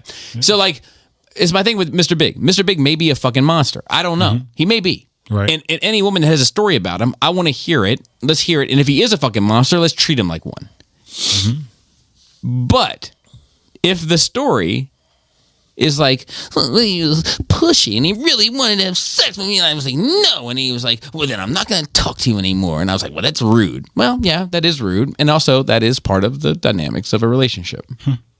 I'm not saying that's the case. I haven't read the article. Right. Okay, I was gonna say. But I am saying, listen to the stories and believe the evidence. For across the board. Doesn't matter if it's a man or woman. Facts. I just feel like, and let me say this, looking at him, this is terrible of me. I'm like, oh, he looks like a sleazy motherfucker, like, for sure. You know what I mean? Like, I take my buddy Shane. I mean, take my buddy S. dash dash dash dash dash. We won't say his real name on air. No more first and last names. You're used to that here Dude, now. he wrote me. Oh, did he? Oh yeah. He's like, Oh. Is he listening? oh yeah. No, wait, not Shane. Oh. The guy who we said his real name last week. Oh. And he's like, could you delete that? And I was like, See, here's the thing about that. I can't do that right now. Bobby's been slipping and sliding on these names lately. But my buddy, not Shane, but S dash dash dash dash. He is also a sleazy motherfucker.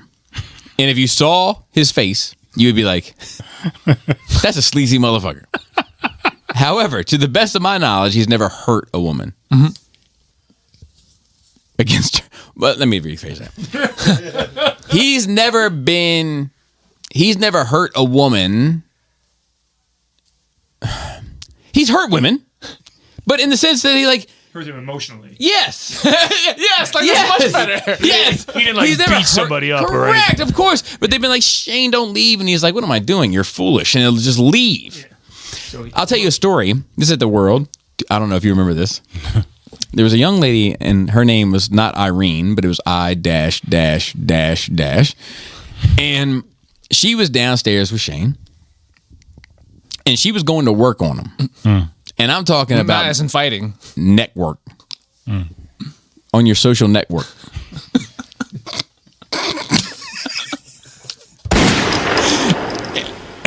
And I'm a freak, so I'm listening. Right? Sound like somebody eating chicken? I got my ear on the door. Trying to get the last piece Ear of on meat the off door, the bone. hand on his And pants. all of a sudden, I hear, she sounds like she's doing fantastic. And all of a sudden, I hear him say, hold on one second. And then I hear her shuffle about. He starts laughing and says, what am I doing? And walks upstairs. What? Because she was below his standard. Wow. He didn't realize until that was already going on. My man started off with, hold on one second. And Dante's laughing because Dante lived this shit with me. And all I'm saying is, and I'm not saying this about Mr. Big, he may be an animal, but not Irene, but I dash dash dash dash dash could possibly come out if Shane were successful and be like, he did me wrong. And the answer is yes. But it's also all fair is love and war in that scenario. He has every right in the world to be like, you know what? I made a bad mistake. Well, you And can say no at any time, but that's what And we're my told. dick is better than your mouth. Which is nuts. Yeah. Yeah, it's pretty crazy. But sound I like can't imagine a scenario in my head. I can't imagine I couldn't either. in the middle. I would have taken her up on him. Like She wasn't a bad looking. Am I right? I mean, she wasn't a bad. I mean, you could have just slid her in, probably. I just like sit back down. And say, I just as he goes upstairs, I hear there's hard times down here. you should have just slid in that seat like Indiana Jones with the fucking golden idol, bro. For what it's worth, I think you're gorgeous. For at least the next 5 minutes, you'll be gorgeous in my mind. And I'm also proud of you. You are appreciated. All right, look, I'm getting all that now. I'm getting all that. I don't want to talk about that anymore. Mr. Big is kind of an animal. If you read the article, So if you read the article, accused and of look, it. and let me allegedly, that's important. Accused, yeah, he got accused of rape. That's important. So Of I believe it stated rape specifically. with a capital R. At least from one alleged victim. Yeah, I mean that's awful, and you should never and it's and of course not even rape. Anybody that's physically more powerful than somebody else should never take advantage of that power. If so, you are a fucking sucker. You don't get any stripes from me. You only get stripes from me if you're willing to fight the guy that you don't know can beat you. right. Yeah. If you're willing to fight the punk, you get no fucking stripes from me. You're a fucking sucker. Yep. All right, I'm getting emotional now. But and there's more of this shit. Jeff Garland leaving the Goldbergs amid misconduct accusations. What's the deal on this? That was just some jokes he made that I guess were a little too off color on set. See, I read- that shit. I read that article. Yeah, but he's a known comedian. He I don't know what it doesn't say what he said. But he's from Curb. He's from Goldberg. Well, he says he has what I don't remember the exact words. Don't quote me, but something along the lines of I have to keep myself in this crude sense of mind to do the comedy that you pay me to do, or something like. Yes, that was his defense, and he also said something to the effect of I can't believe I'm being scorned at for this, and it just didn't make sense to him, I guess. And apparently he uses the word vagina a lot, and God it makes forbid. people So I'll tell you. Somebody I know. He may have been a former co-host on this show. Used to every now and it was the funniest shit that he like. It's Adam. Fuck it. Let's just get it out there. It was funny as shit. I used to love when he did it. We would be at like the mall, and like a conversation would come up like in couples, and it would involve a vagina.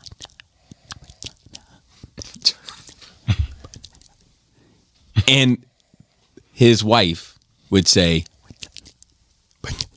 like, act like it was like it was going to summon the evil Yeah, the spirit. most So she taboo said word it. in the And universe. he would get loud as fuck about it, like in a funny way. He'd be like, "Vagina's not a dirty word, Pam." That shit used to be so fucking funny to me. But yeah, It's like a penis game.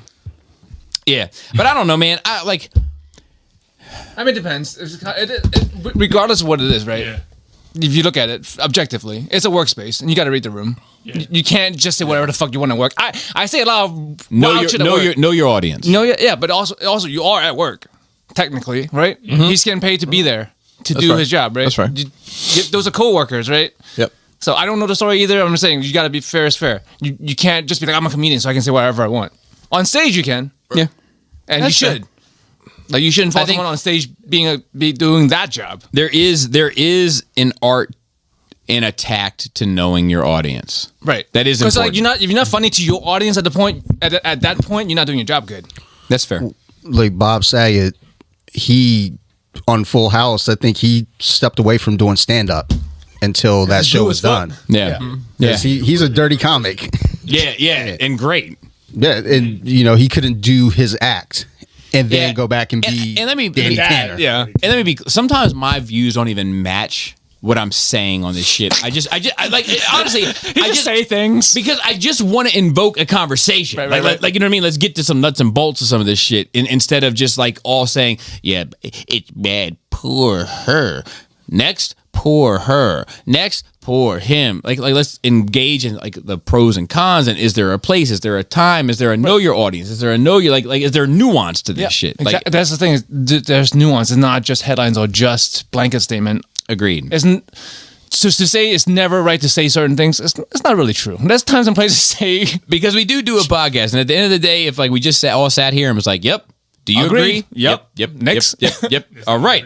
And then Spider-Man was good. Yep. That's That's why Bobby always have to shit on movies people like to start a conversation. So what the fuck else do you like, Phil? All right. Let's get into these questions, and then we'll get into Spider-Man. You gotta get out of here. Yeah. Chucky O, anything you want to say to the listeners? They love you. Yeah, They love you. And also apologize to our other Chucky O. Oh yeah, sorry, man. This one's taken. There's another Chucky O? Yeah. And I blame Bobby because he's the one. Of course. He's the one who gave me this name like Hey. 7 years ago. So Wow. 9. Who knew this? This was Going on 9 years? This was the multiverse. This is the multiverse coming together. I almost killed Chucky O one day. Yeah, like first day. Yeah. He's like, matter of fact, yes. Yeah. Yep. And then he's still here. Yep. Off air. Yeah. Almost killed him. By accident. Oh yeah. Doing But no, I'll be back. And then I sometime. almost drove Chucky O to kill everybody in the room one time too, but we'll leave that for different room. Oh, good. All right, guys. See you next time, bro. Absolutely. Yeah. I love you. Good to see you. Take care, man. Yeah. Good Great to see you guys. It's got to suck being a big dude trying to get out of his tight ass room. Yep. He said, "Yep." Everyone gets the nuts. Flawless. Hey, give Tara my love, please. Tell her thank you, being a sport. Tara to consider Fort Armistead as destination wedding. I'll go to that one. He'll probably even sing at it. Chris, you're driving. Okay, fine. Tara, come in here. Come in here. Say goodbye. Say goodbye to the people. Say goodbye to the people. Halloween costume. Say goodbye. Oh, thank you. Bye. Bye. She's a nice lady. Thank you, Bobby. All right, so let's get. How did we? Well, he's left now. But like I noticed a little while ago, the seating arrangement. How did it always end up like this? What do you mean? Oh. Oh, what? How did it? Wait, how does wait, it wait. always end up like this? Hey, I just sat where I don't know why I always notice these things. Like at the oyster bar, I just notice these things. Fat people trying to get out of your way, Joe. How does that feel? So this is from Archer, which might be the shortest Nerd Rage question ever sent in the history of Nerd Rage questions. And my man said need rage, which let me just tell you something. I know the vibes because every time I post something, I always say need rage because it autocorrects. Howdy, Mighty Morphin Power Rangers. Little behind on the required watching. Finally watched Mortal Kombat, a Scorpion story. I was only paying half attention to it. And I can say that it wasn't as good as the first. Cloud Atlas was goodish. Going to require a solid 100% attention watching to catch the whole story. Visually amazing. Makeup artist got a solid workout. Think I came up with another good theme for the show to the tune of Thundercats. Nerd Rangers. Ho! Just an idea. Keep it sunny side up. Right on, man. When hoes though, just HOES. So the next one is Different area code. Fighting Rabbit. Arcane and Fantasy Funerals. Dude, our listeners Wild. They need but that show is wild, so they need therapy. Greetings and salutations, stewards of the spell table. Hope all is well, and in case this is a read after the holidays, I hope they were filled with good times. It's not. Dude, like I've been getting lots of messages from our listeners about magic, so I'm just saying. People listening like that shit. I've been listening for a few weeks, waiting to hear your thoughts on Arcane. I think it is one of the best things I've seen on Netflix. I don't want to spoil anything, but I'd love to hear what you guys think about it. Have you seen it, Phil? I don't play League, and I'm not a fan of the Has anybody seen Riot. it? No. I know the Jinx character from because there's tons of cosplayers who do it, but that's the only thing I know. Really. Well, somebody had to check it out. Phil, I've heard nothing but good things about it. I'm willing to bet Sarah. Or Raul was on you. You just forwarded notes over to Phil. Sarah watches shit like that. Come on, tell him. I'm not going to watch it. It's on Netflix. He says it's great. This guy says it's great. Everybody who's seen it that I know says it's great. Who are like What's it video about? game nerds? Do you It's know- a game. League of Legends is a game. Is it going to be better than Witcher Season 2? Because I'm only going to watch one of the two. Watch Witcher because I'm not Okay, watching great. Arcane. I want to, but it's Witcher bias. It's back. On to the question. I'm fairly long in the tooth, and the subject of the eventual demise pops into my head from, we're gonna die. from time to time. I like to make up weird scenarios for how I go. My current favorite is somehow reenact the Optimus Prime deathbed scene with friends and family where I tell them not to grieve, yada, yada, yada. Can we paint you black and white though? But I also... This dude's fucked up, man. Listen. But I also pull my rib cage open and hand someone my still beating heart. It just seems funny to me in a weird way. Dude, that's awesome. I mean, His heart roll off his fingertips like the Matrix did for Prime. I don't know. I mean, the logistics of that's hard, but that's awesome if you can pull that off. I also like to maybe have all of my stuff melted down and turned into a sarcophagus. Flex from beyond the grave. You can't melt the human body. Like that, I like this fucking guy. I think it means all his material. I just would suggest maybe no, Skullfest for him. Just a suggestion. I say all that to say this. What are your dream ways to go out? Keep your spell hand strong. P.S. Joe, if you watch My Hero Academia, I'd love to hear your thoughts on the villain arc that was wrapped up the season and how good was Sad Man's Parade. I'm not caught up. Okay. I do love My Hero, but I'm not caught up. So, dream ways to go out. Phil? Keep it brief because we do got to work through these. Riding a dinosaur or getting eaten by a dinosaur. All right, some nonsense shit. Every morning I'm upset that I woke up, so one day I won't, and it'll be awesome. Come on, man. Don't do that. No. See, you say shit like that, and now I gotta stop. Don't do that. There's people that love you, that depend It's upon not about you. you. It's not about them. It's about me. But no, You asked me how I want to go. I don't want to wake up anymore. you don't want to wake up tomorrow. You want to give Krista that tomorrow morning. I'm not giving her shit. I don't have to worry about it. I'll be dead. That's fine. Wow. That's not how you feel. That's not how you feel. And your words become your actions. That's the problem. Is that's not how you feel. It's not true. You care about how she would feel because I'm alive. When you're dead, you don't care. You would you're even dead. care then. She's not situated. She's not situated. And you know that. I have her situated. Not situated. Bro. She's young. And she's half. Exactly. And she's half. Do you want she's to half leave a lady Irish. when she's young and she can get other men? You don't want to leave an old fucking raggedy bitch. But she's half Irish. She's still got some fight in her. Oh man. Dante, Sleep. See? Is it go to basically same thing I that's said? not the same thing. That's not the same thing. That's not the same thing. My wife. Because he wants to wake up. He wants to wake up tomorrow. He wants to wake up tomorrow. What'd you say? My face stuck in my wife's butt, and then I'm out of here.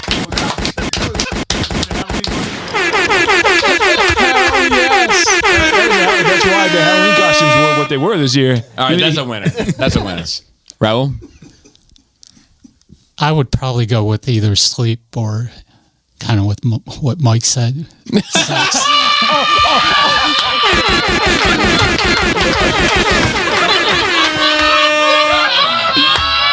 So you wanna? That wasn't drowning in Mike's wife's butt. Hey, man, I don't know if I can follow that. I was gonna say a diorama accident in a trailer park in Alabama. I mean, That's not wrong. that's me. That's not wrong. You're laser. You're gonna get lasered. Get lasered, yeah. Right through the fucking head. Yeah, that's what it is. I think I would say like if I was in one of those obviously everybody wants to just go in their sleep at old age with their grandkids, all that shit. Old. Once get old. But like no, I mean old age, but still, like I don't want to ever be dependent. Do you know what I mean? Old age. You don't want to be dependent. Like my dad is fucking 80-some years old, but like he'll go out and mow the lawn. He'll do shit you won't do. Right. I won't do. Do you know what I mean? Like he'll He'll go change. When your dick's not getting hard is what I mean. He'll go change the brakes and then switch the tires and then put your fucking oil and then break the yard and then mow the grass and then die. But does his dick get hard though? That's the question. Go ask him. Call your dad. Ask him if his dick get hard. Let's ask him. Oh God. No. Hell no. Somebody was drunk enough to fucking do it. No, I'm not that drunk. That question. But I'm saying if your dick don't get hard no more, man, that's kind of like it. Yeah, but I think There are a lot of people who have ED and stuff. You know. how many people you know? They make bills for it. Technically, You know anybody personally? no, I do not.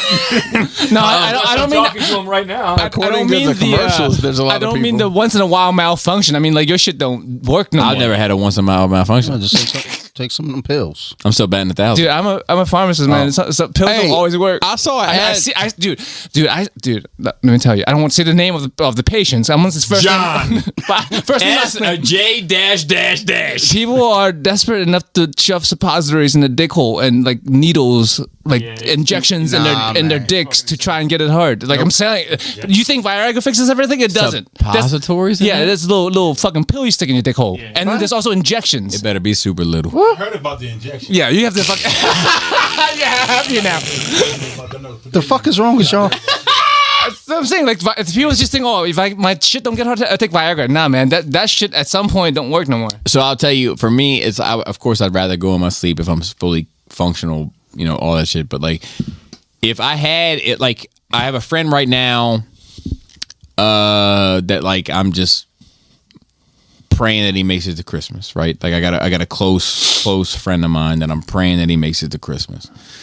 And with that being said, if I was him, right, where your end is near, like there's no doubt about it, there's no debate. Everybody, I'd probably go out on heroin, like a fat bag, send me off, numb me out, forget I breathe, sayonara. Go out on my own terms. Like I hate the idea of going out painful and slow and making it fucking miserable for fucking everybody. Yeah, You're right about I don't that. ever want to It's for fucking everybody. I don't want to fucking be a burden. Yeah. Man, I'll tell you a quick story. So my brother hit me up yesterday, and a guy that we used to work for years ago has stage 4 cancer. I don't remember what type. He's not long. Stage 4 is everywhere. And I said, I'm glad his wife passed away already. He said, oh, she's still alive. His wife's been in like hospice care for 10 years, and he's been taking care of her. And now he's gonna die. I don't want that. Yeah. On either side of that. No, you don't. I'm right there with you, Bobby. I don't want to be a burden. Yeah, it's just fucking. It's all cold, these goddamn toys man. are gonna be a burden enough. Yeah, but it's also gonna give them some money in their bank, which shorty, which you drank.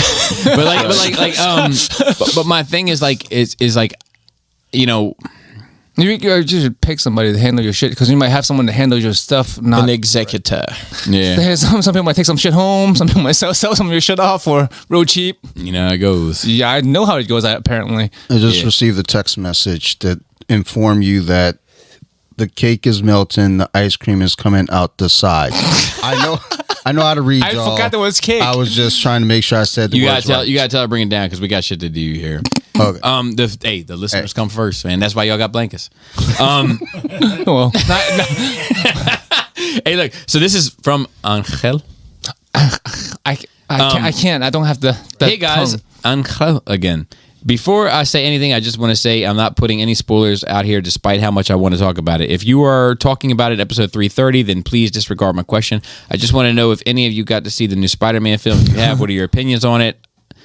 That's the first Spider-Man question already. 10 out of 10 for him. So we'll talk about it here in a minute. And then from Kaysen.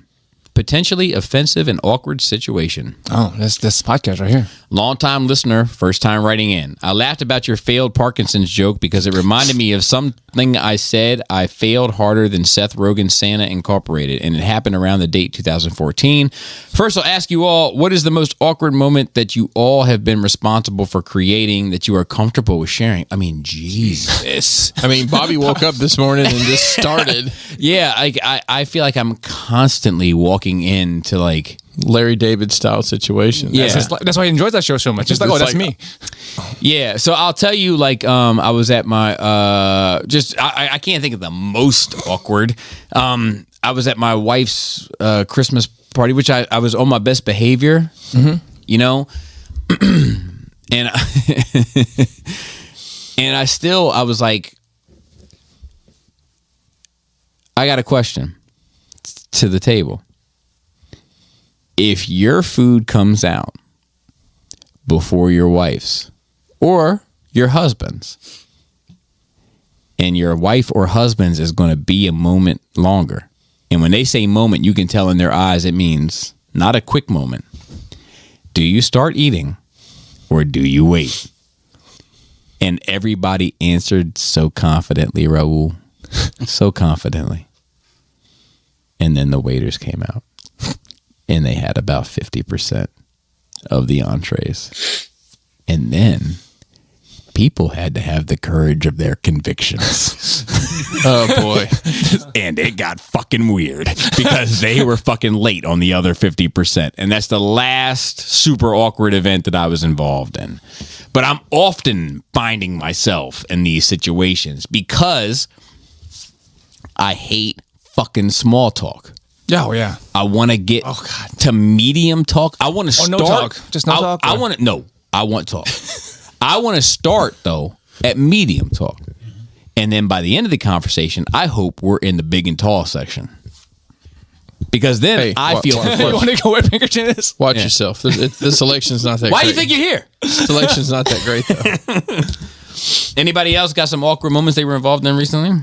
Not recently, a long time ago, but like the most awkward thing I did was me and my girlfriend at the time went on a trip with my parents to New York, and we got like one hotel room, like with 2 separate beds.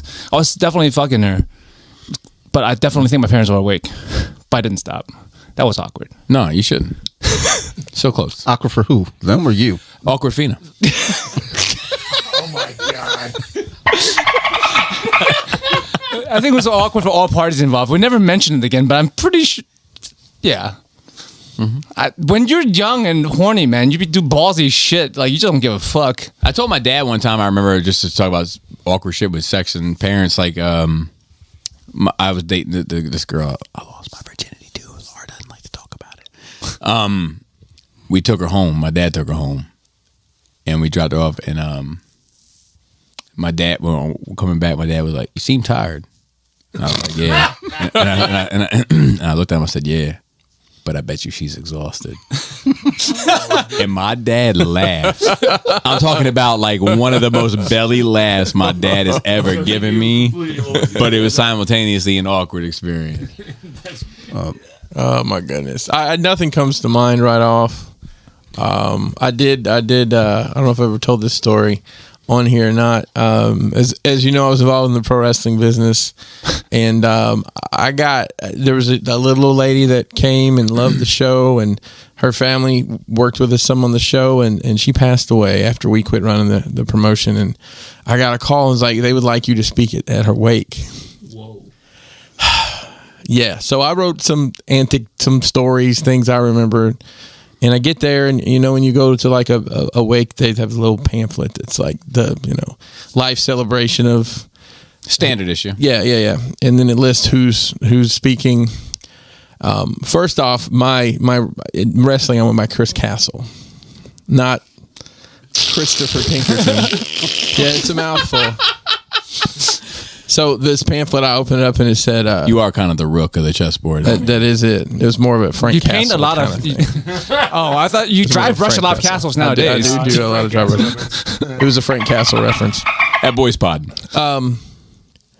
But it said, what do you call the person that's in charge of this congregation? The officiant. The officiant of this is Reverend Chris Castle. It was a little awkward. It was a little awkward. It would have been more awkward if you showed up in your wrestling outfit real quick and like did a fucking. Let me tell you something about this dead lady. She over might have here. liked it. I think she probably would have liked it if I'd cut a promo on her. Now, Chris, I know you can't answer this question because it's going to come before Christmas, and your wife listens to the show. Your wife does not. Are you getting her anything for Christmas? Fuck no. Dante, are you getting your wife anything for Christmas? Some shit that she told me to get. So let me tell you what I got Laura. You ready? I got blanket. I got a nerd rage blanket. Let her know how much I appreciate her. Did you get her a wine? You got her wine and cheese and a Bobby Boogie Bop blanket. It's two-sided. It's two-sided. What was for dummies? I got her. I didn't think about that. I got her. I got a refrigerator. She was just complaining about the one upstairs. I know her face. Her face is going to really light up when she opens it. Oh God! This asshole, bro. Oh God! You gotta plug that one in downstairs. All right, Chris just cares about the fucking ice maker. Dante, do you have any super awkward moment? I imagine you do. Awkward. I mean, all the time. Listen. How about when he hung out in the photo booth at the work party for 4 I just hours? posted those pictures on the Columpton page. There's a bunch of them. Hopefully not all. You can see the progression of my clothes coming off. Is it Instagram? Is it Instagram page or a Facebook page? Instagram. Why am I not following you? I'm not either. I don't think so. He said it's Colompton's page. Is that like Compton with an L? Yep. Okay. Sheldon's dying. Colompton Social Club. There you are. Follow. And everyone right now should be taking the time to follow also as we're doing this. Oh yeah, my get God. on that, baby. Compton Social Club? Yes. Follow the escalation of Dante's clothes coming off is the caption. Let's watch it I real think time. there's music to it too. Here, find that for me. I can't find it. No, that's just gonna get me. We're monetized now. You gotta relax. That's right. We gotta add these nickels together. Oh, you held some photos back, but it's okay. Okay, all right. Oh no, yeah, no. There's a bunch that I couldn't put up there. You held them back, but it's okay. It got gruesome. It's okay. I respect. But though there was years ago, obviously, a young lady that but around the world, but 18 or older around the world. Yes, and she always hung around. And I remember she would stay at my place, just like, hey, like I always said, I was like, you became my friend by lack of options, not by choice. So Okay. So there's one day, like, she slept over. She slept in the back den. I slept in my room. My grandmother comes down. She was like, she knocks on my door. Jake, take that little girl home. I was like, what are you talking about? So I take her home. I go to a baseball game with my grandfather that afternoon.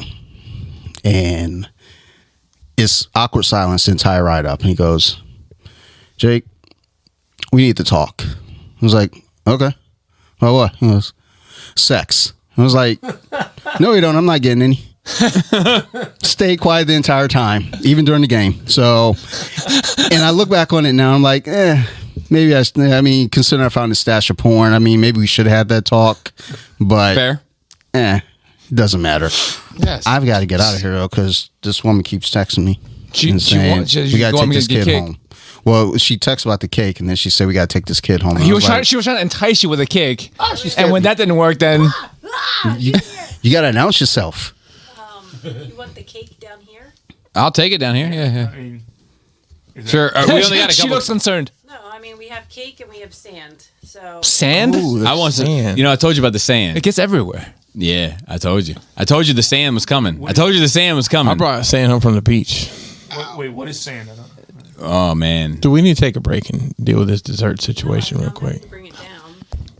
she can break. Well, no, I thought we were going to cut at some point, and then you have the. We are. We only got a couple questions left. I got to go, y'all. All right, See you. Get some cake Bye, before you go. bitches. we got one question left. All right, baby. Dante. You can take All the right, mic and then now. we'll take a break. And then we'll take a break. Dante, I love you. See you, man. Drive safely. Good to see you. Merry Christmas to you and your family. Take care, brother. Love you, Too, man. Thank you for the blanket, baby. dude. That's how you know I appreciate you. All right. All right. So the last question for the year should be from Paul C. But Yes. Yeah, fellow yellow. but it is not. Oh. It's from Esteban, which is the great choice. Just protect Esteban. At all costs. And the title of it for Esteban, protect him at all costs. For those I love. Happy holidays, Nerd Crew. Hopefully this wrap-up episode has been as good as the past few weeks because you have all been killing it. Before I get to my question, I do have a request. After finding out Laura is the one in charge of the Christmas playlist, I hope we get a Bobby Boogie Bop Christmas episode. It is coming. Next year we plan. I really enjoy the history of music and what makes songs special. It's coming. We've planned on it. We meant to do it this year. It didn't happen because Laura forgot. It's on her. And it's coming. Wow. One fun fact I like to let people know is the lead singer of Nickelback is obsessed with Christmas. Every year while touring, he tries to participate on nativity plays at local schools and churches. He's played every role from shepherd to baby Jesus and even played Mary once. He never made it as a wise man, though. That's a good long walk, man. That's a good one. That's a good one. I'll be honest with you. I'm glad Esteban dropped it in because I've had that on the burner trying to work it in, but I'm glad he worked it in. My Good question job, good is, I job. know you have all seen Spider-Man now, and Pinkerton has filled you in on what went down in Hawkeye. What I want to know is, how do you feel about the same act? We'll get into that in a minute. Bobby has feelings about how the same Thanos portrayed in two different ways ruined what the character was or is. How do you feel about these things? So we'll talk about that, Esteban, with all due respect, when we get into the Spider-Man discussion that not everyone at this table has seen, which is going to be briefly. But first, we're going to have dessert. So with that, Joe, you will not be, or you got to go home. You got to get to work. Yeah. So Joe, sign off for the year because this is it for the year. Flappy labias. Anything else you want to say to people? This has been a good year for Nerd It's Rage. been great. Well done. Juicy vaginas. Maybe. And then, Hope you have juicy vagina, whether you're getting it or having it. yeah. Fingers crossed. Am I right? Right. That's fair. Is everybody? Have you seen Spider-Man? You said you saw it, Raul. You saw it. All right. Yeah, you saw it with us. Hello? You were right there. I'm awful at remembering things. So we'll pick up here in a minute. We're gonna go have some sand. What is that? All right, now it's just a mature gentleman left of narrating. We've let all of the rambunctious folks go about their way so that we could have a nice 35 and older conversation about Spider-Man. That's right, 35 and older. Make your way to the dance floor. Make your way to the dance floor. We're going to do backward skaters only. Sounds like right. Let's start off with numbers.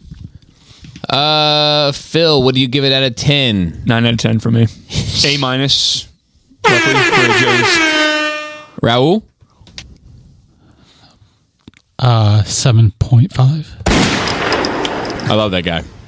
Chris? 9. 9. Okay, so I have a caveat. And I get to have a caveat because I bought the laptop.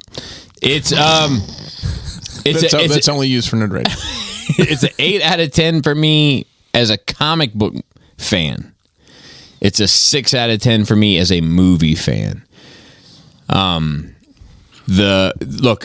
to those that are listening, this is going to be spoiler-rific. So if you're not into spoilers, 99, Yeah. Go see the movie. 98, 97.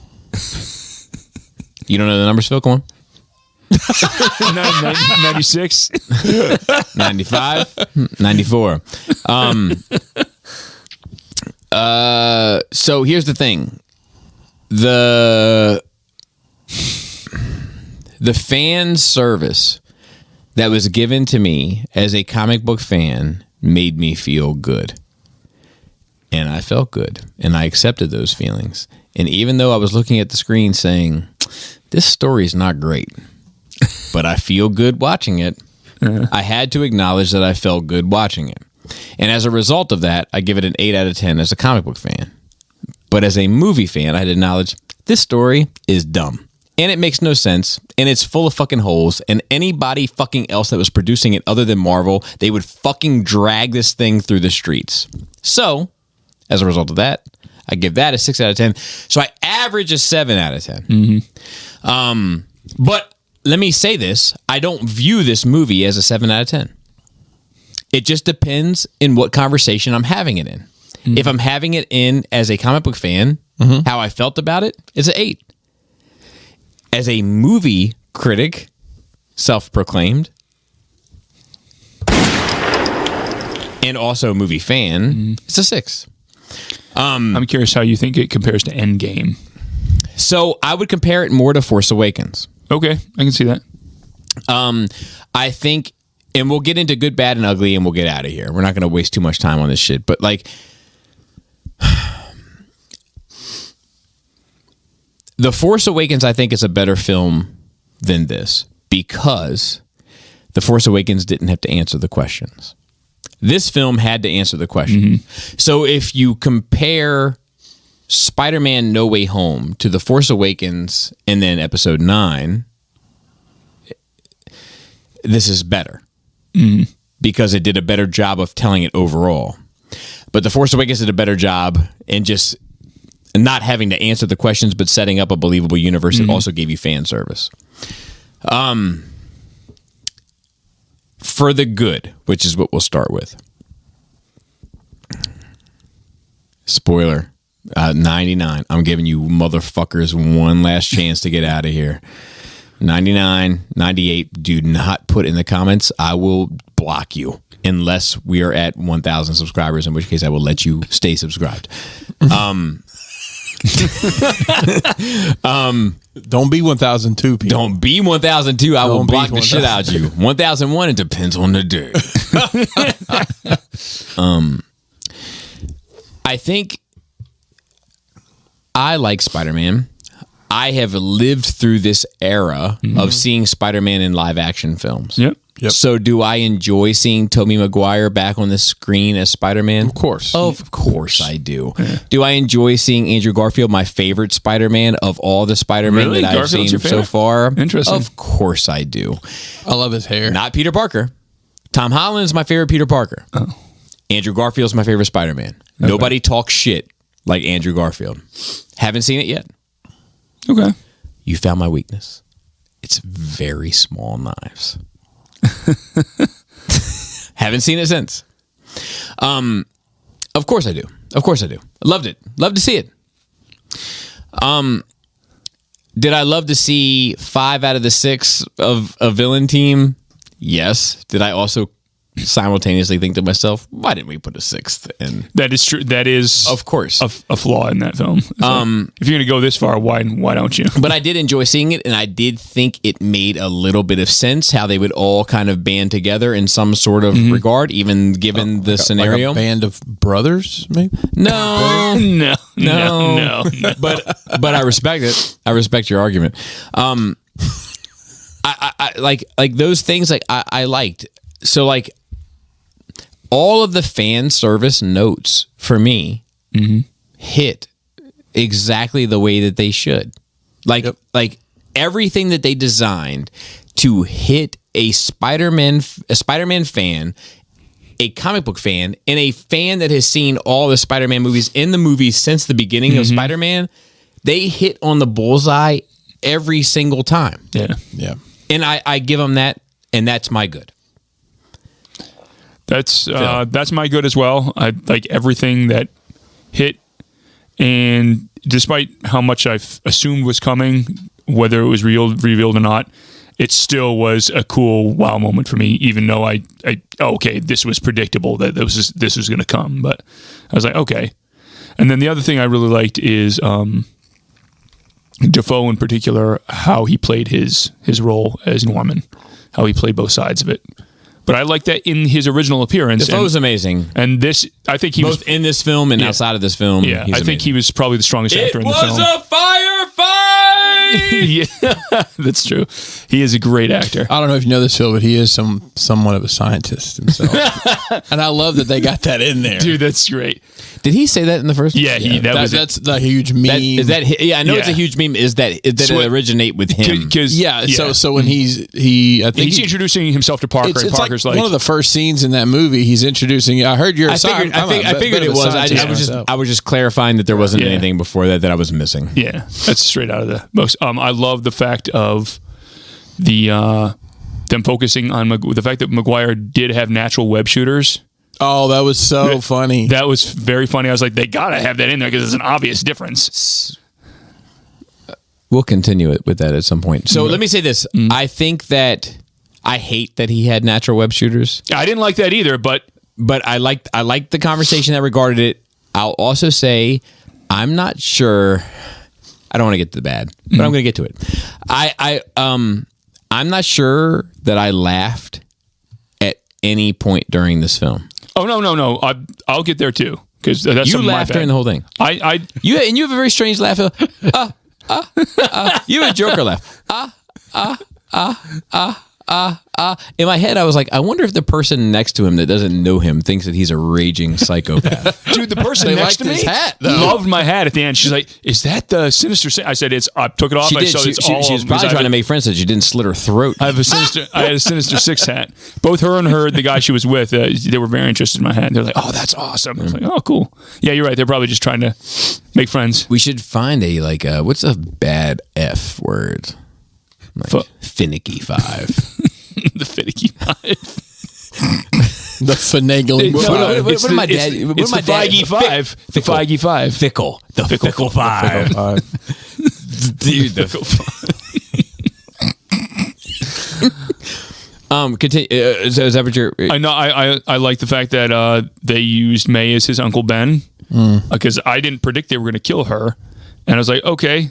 Spoiler. And the fact that we put it out there. I know it's still funny to say it. 99. And I am on the fence about that scene because I understand they slow it down for the movie audience, but that scene was drug out for quite a while, and it didn't make sense that he would try and do something. Good here, just the good. Yeah. And the fact that he finally got his power and responsibility line, which is at the heart and soul of the character. His version of Spider-Man has not had that. So, Raul. I loved seeing Daredevil in the. Oh yeah. All right. Yes. So I don't think you're wrong. Okay, but once again, this goes back to the same thing, right? And when I saw that scene when the cane hit the ground and then it snapped from the cane to his face, it was a. We're making a point. Yeah. Right. Like there was no doubt about it. Like we're trying to make a point here. Right. And as a comic book fan, I was like, cool. Even though he's not my Daredevil. Hashtag. Is Ben Affleck? No. Frank Miller's my Daredevil. In real life right now. God. Oh my God. With whatever diseases riddle his bones. Do you have $300 for a Polaroid? 'Cause that's what he charged. He and Alan Moore are together. And I have 4 people that I do know that would throw money at that. 4 people underneath you to start. Dude, Frank Miller start a and- Frank Miller pyramid scheme. To get him to be Daredevil? Are you kidding me? I could probably triple that. Dude, he could be Stick. Yeah. So like, Frank Miller as Stick would be bad fucking ass, dude. As the guy who trains Daredevil, would He's be not wrong. awesome. That would be bad. He could keep the beard and everything. It wouldn't fucking matter. You're not wrong. That would be perfect. I felt good about him seeing in like I don't like him as Daredevil, and yet I know you do, Phil. Nobody's fucking asking you. I felt good. I don't like him as Daredevil. I still felt good about seeing him as Daredevil in the MCU proper. Like there was something about it that was like whimsical. Like it was like fuck. Okay, fine. There's them the rules. They're in, and I'm good. Yeah, and He's not the Daredevil I want, but he's the Daredevil I'll take. I'll take him to get the rest of it. Yeah, I'll take it. So like I'll say that even in that, it still felt good. Back to Force Awakens. It still felt good, even though in my mind I was like, I don't know if that's the right choice. I do like to see a TIE fighter crashing on the sand. I do like to see it. You know. Oh, one other thing I felt. We're on rule right now, right? So you got to relax. This is his time. I don't think they kind of nailed the 3 Spider-Man, but kind of the next one down the list, Miles, they kind of teased for that. So let me ask you a question to the panel. This is an honest question, okay? Because at this point, when I was watching it, I was like, I'm willing to throw out the fact that this movie doesn't make any sense and just accept the fact that it feels super good. Sure. I'm willing to accept that because I'm feeling the good. If an I'm waiting. Go ahead. I'm waiting.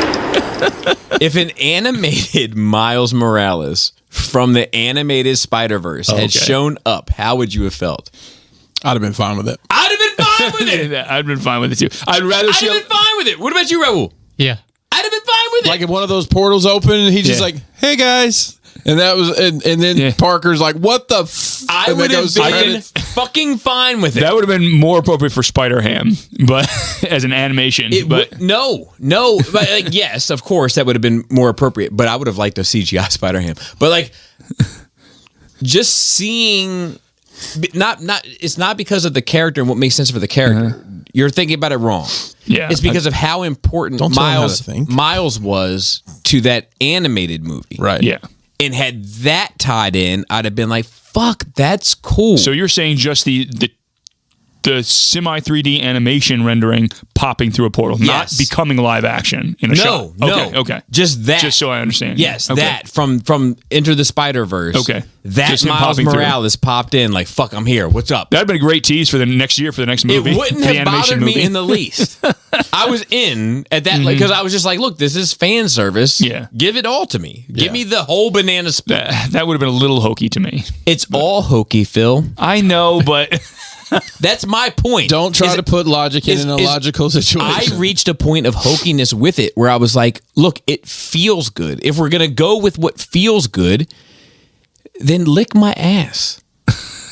I would rather. Yes, it feels weird. Yes, my dad would judge me about it, but go ahead and lick my ass with it. I would have rather seen a live action tease of Miles if you're going to do it. Then I wouldn't have been interested because I have no connection to a live action Miles Morales. No connection whatsoever. Give me a Miles Morales filler in a different universe, live action, further down the line, no problem. But I don't know fucking Miles Morales in a live action. Give me something that I know. I know Tobey Maguire, I know Andrew Garfield, and I know this animated version of Miles Morales. Give me the shit that I know fighting the Pinnacle 5. What would you have said to a Miles showing up in a post-credit scene? Was No. just him? If it was animated, No. no, I'm not. I'm out. Just to introduce the character. Nope. Okay. No interest. No interest. Start it in its own thing and make it its own thing organically, or give me the Miles I know. Okay. It's how I feel. That's fair.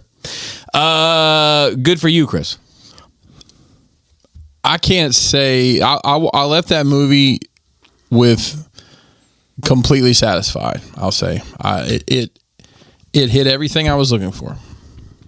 Was it perfect? No. We'll get to some of those things, but the fan service and I think if they had not had those other two dudes in this movie, everybody would have been like, "What the fuck was that?" I think they painted themselves in a corner, and I think obviously they played us all. to draw it back to my comparison, I think it's an episode 7 that didn't need 8 or 9.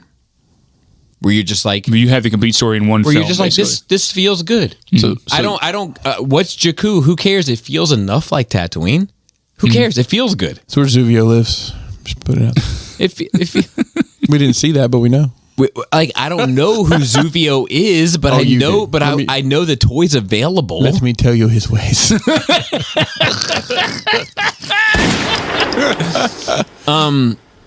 Yeah, I don't think you're wrong in feeling that way. Like, I don't. Thank you for letting me feel that way, Bobby. It means a lot. I will let you feel whatever you like to feel, Chris. I gave you a blanket. I think that like you let me feel warm at least. You go sulk in the corner, but you be warm under that blanket. I think that like I'll say this, that like that opinion to me is completely valid. That like I went in, I walked out, and I felt completely satisfied. It's rare to get that. I get that. I totally get that. Like I think there's enough there to feel that way.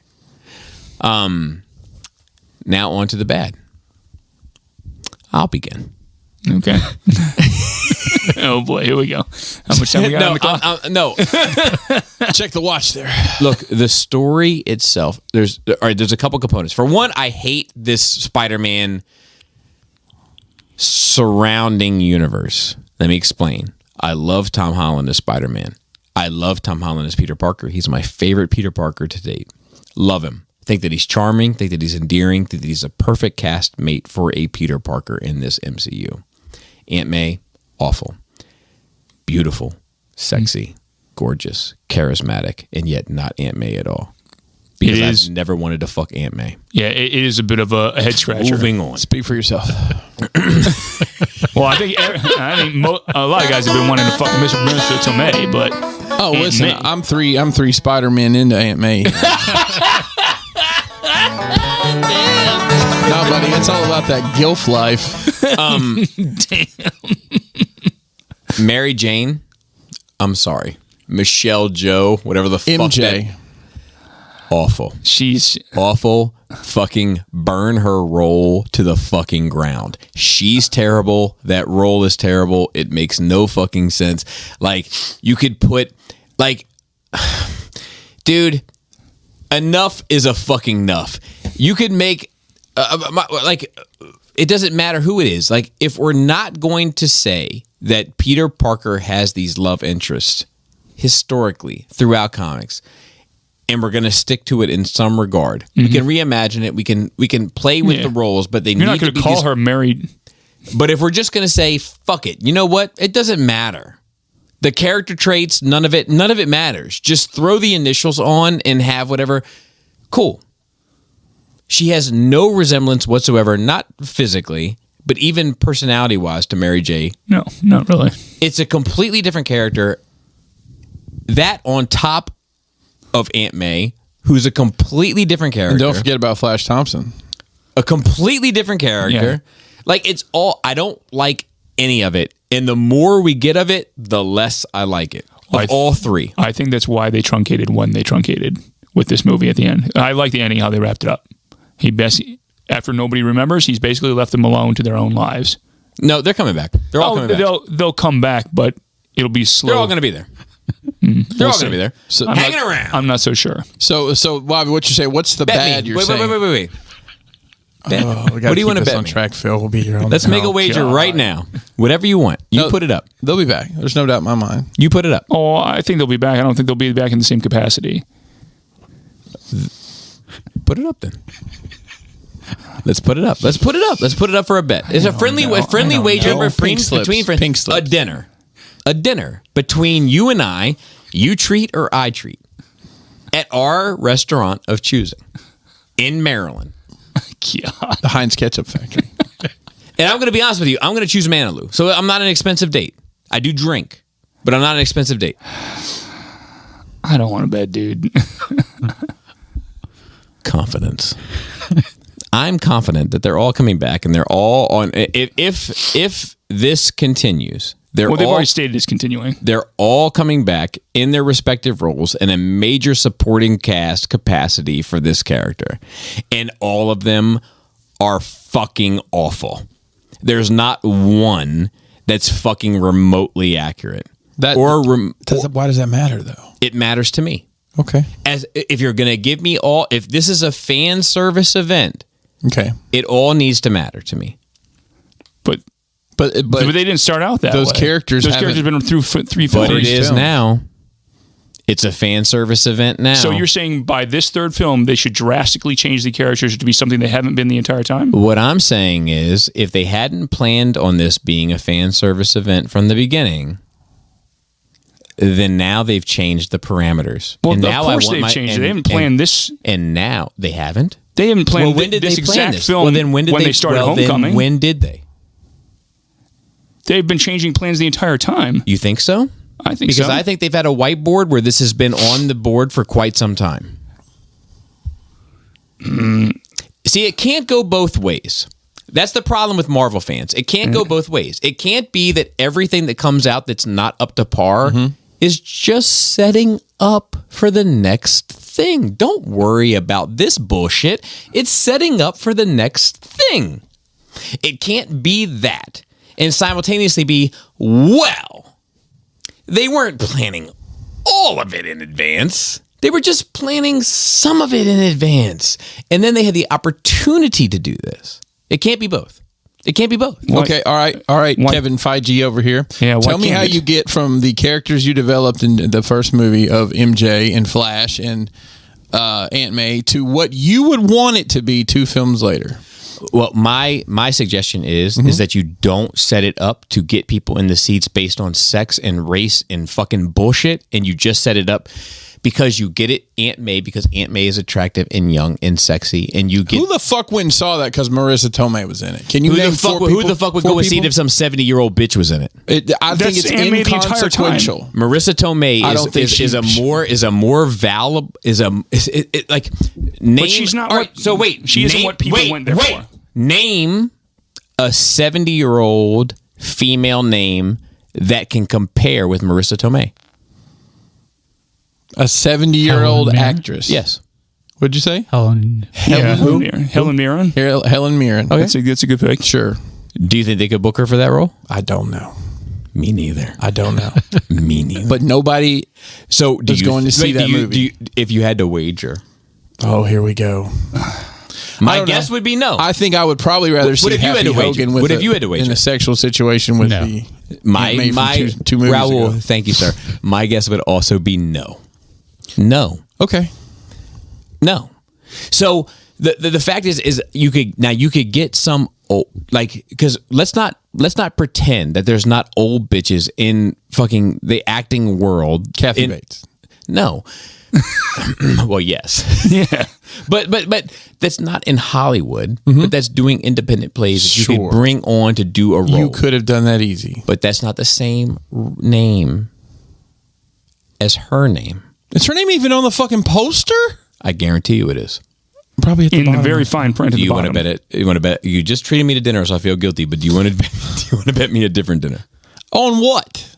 That her name is on the poster. Of course, it's on the poster. It's on the bottom of the fine print. It's not like it says. So we agree the name is on the poster. Does it say Tom Holland? There's a lot of names on the poster. Robert Downey Jr. Are we arguing different things? I didn't bring up the poster. You brought up the poster. did. I didn't bring that up. He brought that up. I'm saying that Marissa Tomei is a name. And I'm saying the bitch that starred at Toby's Dinner Theater is not. No, not currently, but people aren't going to see. No, not currently, Phil, and also not in 10 years later when she's also not a fucking name. Not ever fucking Phil.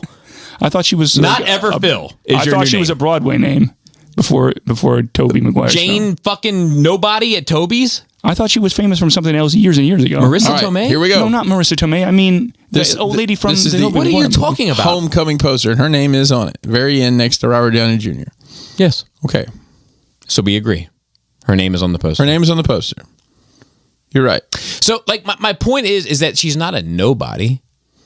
That she's an attractive Hollywood woman, right? Or like, are we kidding ourselves? Is she attractive? Nobody say that. But nobody went to see that. Oh, I love Marissa Tomei. Let me see that. Let me go see the Spider-Man. I don't think people went to go see what this. I'm saying. I'm not saying that she is the ultimate selling point. I am saying that, do you think for a fucking second that they're not testing her and saying that Marissa Tomei is a better and more valuable name to get than some old nobody, old fucking 80-year-old bitch from Toby's Dinner Theater? Well, since they were writing this to have a love interest for fucking Happy Hogan, I'm you glad. think that's why she was writing for it? Or do you think that they wrote that in later? I don't know.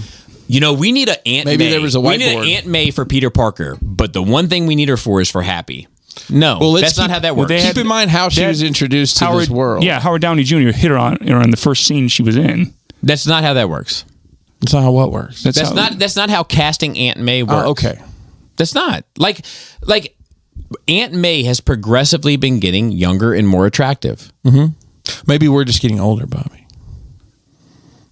Well, that is also simultaneously true. See, it's not about how I feel about Marissa Tomei. I think that Marissa Tomei is fucking awesome. True. She is a draw for me. And I am part of the target market to go see this. Okay. But the 70-year-old bitch that works at Toby's, Chris, is not a draw for me. Right. Okay. You can't say that she's not a draw. She's fine. a name. She's a draw. She's an actress. She's an actress. And she's a name. That's fine. She's a star. Let's just move on.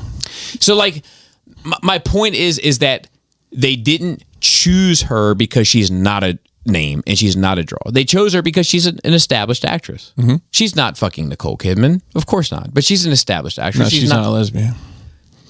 You think Nicole Kidman's a lesbian? Is she? You just said she's not fucking Nicole Kidman. Well, that's also true.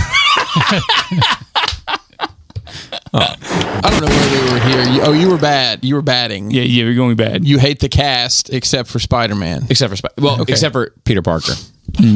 Okay. I also think that the entire plot is fucking silly, and it is, and like the fact that okay, so everybody forgets who Peter Parker is, and then it all goes back to normal. But why? Magic, Bobby. It's magic. It's all magic. It's wizards. No, but why magic? Because they have magic in this universe. Yeah, but why? See, that's the thing. Is it like magic is a put MacGuffin logic- they just use as a blank writing check for this? Yeah, that doesn't work. That doesn't work because it doesn't solve the problem, because magic was supposed to be the blank writing check to fix the problem, which did make sense. But once they fixed it, which also all of that made sense, but to correct it, it doesn't make sense. It doesn't say, if you remove Peter Parker from the thought process of those people, it doesn't correct the wrongs. And then if you want to try to play that into the time slot of what causes time in this universe, which they've already pre-established, it makes things even more complicated. It doesn't work, which I'm okay with. However, because it made me feel good watching the movie. Mm-hmm. However, I also had to simultaneously say, dumb. Not thought out, but feels good. That's my bad. Okay. Do you have any bad? You had a 8 out of 10? 9 out of 10. 9 out of 10. Yeah. So you my very bad. little. Yeah, my bad. While I agree with you, the storyline is kind of clunky and not well thought out. I think that's a common occurrence with basically all the Spider-Verse stuff that always happens, even in the books. So this felt very much like that to me. And that the other thing that was bad for me was some of the banter they used was a little overly cheesy, but that also is because that's what they do in the books for when you have you're amazing 20 Spider-Mans You're amazing, together that Phil. from different universes, whether they're Parker or not. They always do cheesy, witty stuff like that, and it's not aimed at me. It's aimed at a younger audience, and that's fine. It's just wonder not for me. if I would have, because I had bought into the fan service. You know, like I'd bought into it. I was like, I'm enjoying this. I made a conscious decision that I was like, this is dumb, and yet it feels good. So just enjoy it. I said that to myself. Was there a point at which you said that? Yeah. Okay. Do you remember which one it was? It was when Tobey Maguire showed up in the circle. Okay, so not even with Andrew Garfield, with Tobey Maguire. With Tobey Maguire. Okay. That's when it really started to settle for me. I was like, this is dumb, but it feels so good. So go with it. Yeah. And I did. And I wonder if had they just said, fuck it, bring them all. Bring the 6-armed Spider-Man, bring the fucking, like, I would have been up for it. I would have loved it. There's no Spider-Pig. Like, I would have, at no point would I have been like, too many. You know what I mean? The first 12 were fine. I'm just being honest. Okay. I would have been up for it. I think they could have thrown, at the moment that I decided that I was in for the ride, I think they could have thrown any Spider-Man at me and I would have just accepted it. No matter how outlandish it was or how bit of a casting it was. Yes. Okay. Just a side note. Raul, what about your bad? Any bad at all?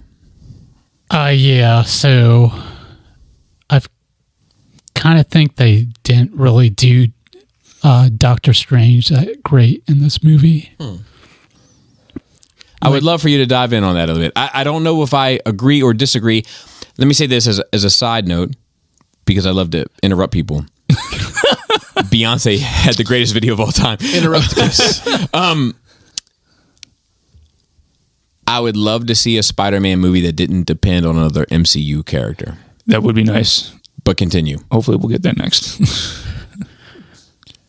I feel like that character is kind of considered one of the more stronger characters after the Infinity I would agree. War and Endgame kind of plots. I would agree. And even arguably What If as well. Yeah. Yeah. I just feel like he looks kind of weak in this movie with Spider-Man not really having. That's an interesting take. Like weakly acting or weakly powered? Powered. Okay. Like the way he gets trapped. Well, yeah, that's true. And they did make an emphasis to say he's not Sorcerer Supreme anymore. Right. Which was and interesting. The way he's not able to kind of juggle the conversation. The conversation. Like, shut the fuck up. That's the end of you. Were you waiting on the? I'm resetting the shit. Were you waiting on the curb music to play? Bum bum bum. That's how we gotta get this shit on. Dude, yeah. Why do you have that as a number yet? Come on. But yeah, I agree. I think that's a valid opinion. Is that Doctor Strange, for his ability and capability, it doesn't seem like he's using all of it.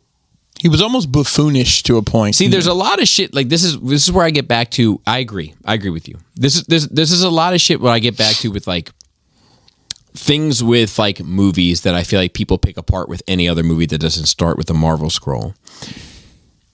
That's one, and I'm parking my car in your garage. Right? Make sure you lock your inside door there. But let me give you another example. Dr. Octopus is throwing his octopus arms into car roofs and picking the cars up by the roof. That's not how that works. No, it's not. At all. You don't think so? The physics don't put logic in it in a logical situation. But that's my thing. Is that like in this scenario we say, well, don't put logic into it. It's just good comic book fun. But any other movie, in other movies, people are like, oh, well, that wouldn't work. He only has 3 stripes on his Imperial insignia. Yeah, you're paying. You know what I'm saying? It's like we're like people don't play by the same rule book. It's like for some reason, and God bless them for whatever they did right. But when it comes to Marvel, people are just like, you know what? Allow it. They're like the ultimate fat female Southern judge, and they just say, allow it. I'm not sure where that's coming from, but sure. I don't either. Okay. If you know, you know.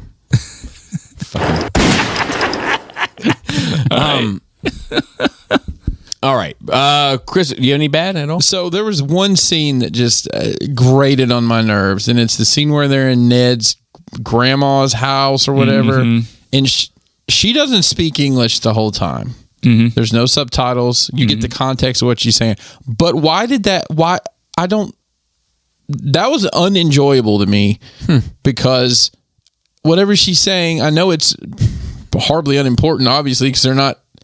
Why even bother? Why not have her speak English? And well, she did. She went all of a sudden to like English for like one word or two, and then went back. I was like, wait a minute. And then she also seemed not bothered by any of this crazy shit that's happening. She had in the Andrew house. Garfield pick a cobweb out of the corner. Yeah. I was like, what? That What is this? whole This is thing was strange. just Well, look, it was very off-putting to me. And I'm just going to say this for the, like we just talked about earlier, sometimes I say shit because I believe in it. And sometimes I say shit just to make a podcast enjoyable to listen to from other people. I agree with you. All right. Wow. First time for everything, guys. No, I think I say that more than most, Phil.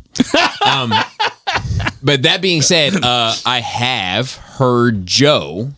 He's not here right now.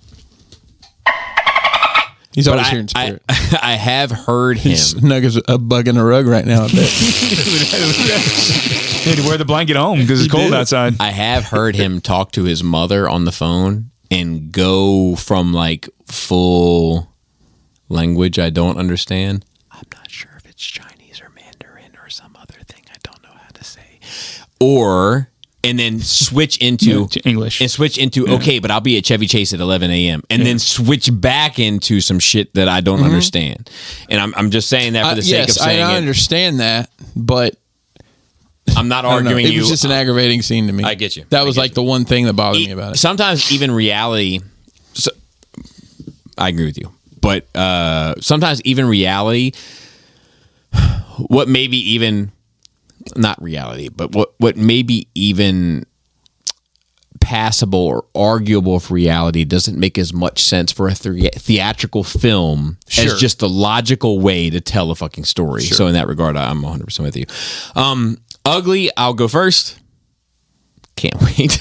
I'm sure. No, It's a laundry it's list. not that bad. I think that for all of our advancements in technology, I don't see it on the Lizard and I don't see it on Sandman.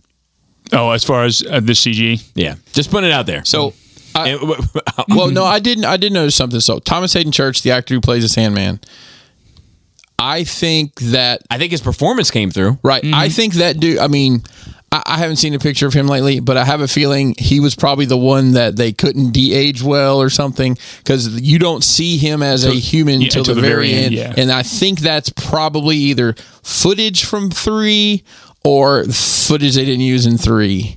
Like it's not him recently currently. filmed. Yeah. I haven't seen a recent picture of him I either. haven't either. But I did notice that. Yeah. I'm like, why is he just... Because he wasn't a sand guy. Yeah, he could control himself in the original Spider-Man 3. Like, he could become a human form again, so why all of a sudden couldn't he do it now? That didn't make sense. If they're pulling him right from the point before they die, then that should be a thing that he can do. That's interesting. What about you, Phil? Ugly? I don't know what this is, bad or ugly. The scene I interjected a little bit before, May's death. I liked the gravity of the situation, but I think the fact that he held on there helpless when he's been able to do all these other incredible things before and was so stupefied by her almost dying that he couldn't do anything in that time frame, that long ass drawn out time frame that she died, and there were plenty of foreshadowing that she was going to die. I hate the killing of Aunt May. Yeah. In any fucking medium ever. Okay. I think it was an appropriate end for her character, but I think the fact that he didn't bust through the cops, go try and grab a paramedic or something to help her. I think that's fair. That didn't make sense in context of his character and in the story. I think that's fair. I don't think you should raise your voice in that sweater, but I think that's fair.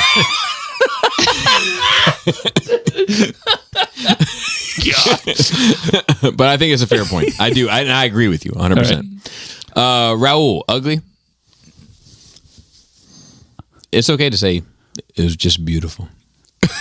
Well, he gave it a 7. Yeah. He can't say it's good. Raul, you know what's funny? Raul's a man of few words, but Raul and I often park, even if our reasons are different, our scores are often in the same general place. Okay.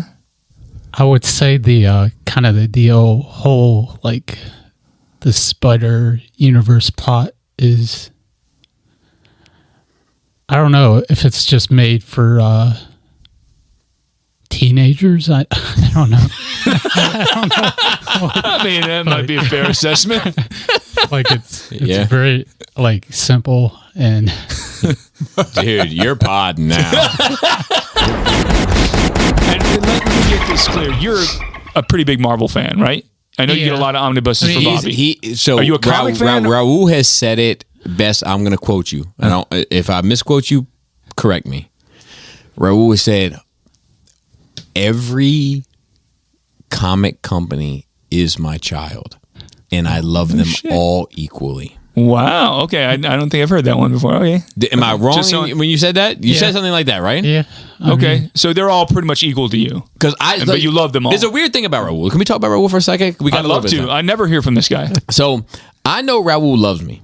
Raul brought me a gift. I'm uncomfortable to open it because I haven't opened it because I'm not good with opening gifts. I'm sure it's fucking great. I'm sure it's fucking great. He always gets you cool stuff. He always gets me fucking cool stuff, and I'm sure it's fucking great. But I just feel weird opening it because I'm like, man, let me just live with me giving you something great for a minute, and then you just live with that. And then I'm gonna open mine on my own special day. It's private. Sometimes Raul, when he comments on shit, I'm like, yo, this guy, does he want to fight me? Because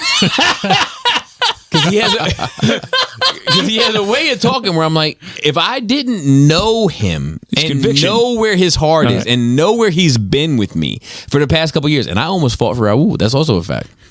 If I didn't know that we've had these little transactions, these little social transactions for the past, but then like I see him in person, and I see this genuine heart and this smile and this like very human interaction, but like, it just goes to show me, it's a reminder to me in many ways that sometimes I can't take every word that I see at face value in terms of how it relates, right? Because like a lot of things that Raul says, I'm like, yeah, you got a fucking problem, man. You want to...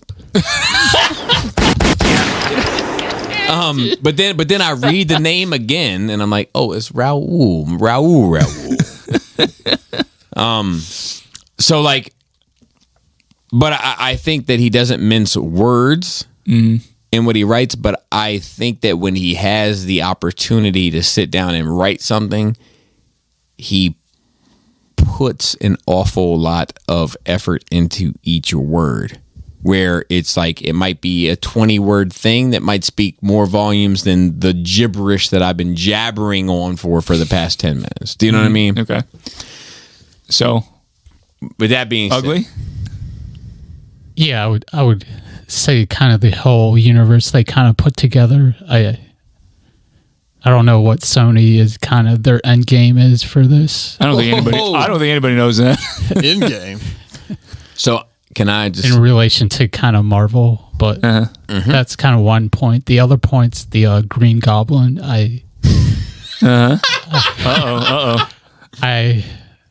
We still kind of, I don't get if somebody kind of missed the emails that we only have 5 villains instead of 6, and possibly keeping the Green Goblin alive post credit. And we still haven't got a Green Goblin that looks quite right. It's like they keep getting closer and closer. The redo of this with the shroud and everything. The ripping apart of the hoodie. I was like, very smart. That was well played. Smart. Yeah. But it's still not quite right. I don't know. Can you translate that character? It's a rough go. It is a rough go, but I feel like nothing is impossible. Yeah, that's true. It just takes the right creative team. Like for the hood, it's almost more like Hobgoblin, but I mean...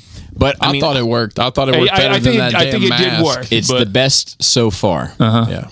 And I think it's better than the mask by far also. But like, you know, I don't know. I think that the skin disease that kid was having in the Garfield one. Yeah, Dane DeHaan. I was wondering if he was going to pop interesting. in. It was a little bit more interesting. Like I don't know. I feel like they keep kind of And I don't think we'll ever see a Green Goblin now. No, you don't think so? Yeah. Now that they've played the Green Goblin hand into this Holland. Oh, that is one thing I forgot to mention that I liked. They're going. It's Raul. Raul's right. They're gonna go full fucking Sony now. It's all gonna be Morbius. It's all gonna be fucking Venom, and none of them are fucking right. It's not the right Venom. Yeah. Who knows if it's the right Morbius, but it's not the Venom we deserve. And I say that saying that Tom Hardy is better than 90% of the Marvel cast as an actor. He is really good. Like it's not him; it's the writing. Yeah. So do you think that the little piece he left in the MCU universe will create a second Venom, or will that create something else? Yeah, I'm sure. Hey, it's got to get to Flash Thompson somehow. Oh my God! If they make that kid Flash Thompson, I'm gonna throw up. I'm gonna throw up on this board. Then I'm gonna take the board, put it in the toilet. I'm gonna take it out of the toilet, wrap it in a paper towel, and then throw it out the window. The reason from the Flash highest Thompson fucking point of my house. worked in the comics is because he had a military background. Fuck it all. Well, that kid may end up in the army. We don't know. Not a chance. You're in the army now. Oh my God! Unless it's a comedy. Oh, you're in the army now. I still horrible. remember what you know that shit. The 70s rock. Come on, you still remember what the draft man said? Nothing Time Life to do presents. all day but stay in bed. You're I forget in the who sang army it, but now. yeah, I do. Oh, you're in the. See, you guys, man, these are fake rock fans. I'm the Pop Smoke guy, and then I'm the guy that knows the fucking 70s rock. Ugly, Christopher. I can't really. Nothing comes to mind. I mean, Nothing. Not the lizard CGI. Which still ain't right. You know what? All these years later, I know, Christopher. because I think they just probably said, "Oh, we have this model, plug and play, work with it. We don't have time to rebuild this motherfucker." I think that's probably what did happen. As far as the plot, you can see through. It's a piece paper thin. It's a piece of tracing paper that's been attacked with a hole punch, but it's entertaining as fuck, and I'm willing to just accept it for what it is. I agree. I agree with everything you just said. I really and truly do. And I'm glad to hear that, Bobby, because I'm gonna be honest with you. It is like I get anxiety watching movies. With you. And when you didn't say shit about it afterwards, I know we were just kind of holding our tongues for a conversation. But I'm like, man, it's gonna be rough. No, but I was thinking at dinner, I'm like, this motherfucker hated that. But I didn't. I know. Yeah, but I'm glad you didn't. Thought it was entertaining and enjoyable and all those things, and I also thought it was paper thin. Yeah. Like, and both those things were able to simultaneously exist in my head. So I know you don't like Endgame as much as Infinity War. Do you like this better than Endgame? Because I'd like this better than Endgame. I'd had to go back and watch them all again. I think that I may have enjoyed this more than Endgame. I think that Endgame might be technically better. But this one didn't make you mad. Yes, that's true too. Yeah. And Endgame made me mad because it ruined a character that I had fallen in love with. That they were smart enough to make me fall in love with that I would have never thought I would have fallen in. Psych. Yeah, exactly. So my ugly was definitely the CGI of Lizard, which was fucking still awful. See, I didn't find it that distracting, to be honest. I didn't find it distracting, but I knew it was not good. After seeing Croc, I was like, oh my God, if Marvel ever gets the chance with ILM behind them again to do Lizard, they're going to kill it. Yeah. And then I was like, oh, wait a minute. No, they're not. I don't think ILM did this. Maybe not. I think Sony had. Maybe not. You could be right. You could be right, which may make all the sense. I'm hoping they ever do Lizard again, he'll look more like the alligator head rather than the humanoid head. I'm not finished with the old ugly yet, though, Phil. Go ahead. Most of my there was another CGI. Oh, Sandman. You didn't. Sandman. A lot of the Sandman effects, I was like, man, this still ain't working. Like, it still doesn't have the weight that a real Sandman should have. Yeah. And then lastly, the Venom thing. Like, I was like, man. And you still haven't seen Let There Be Carnage, right? Because that's directly taken from that. There's going to be carnage. No, and I'm sure that I've got plenty more ugly on that than I will on this. Probably. But probably. Yeah, I'd imagine so. The thing is that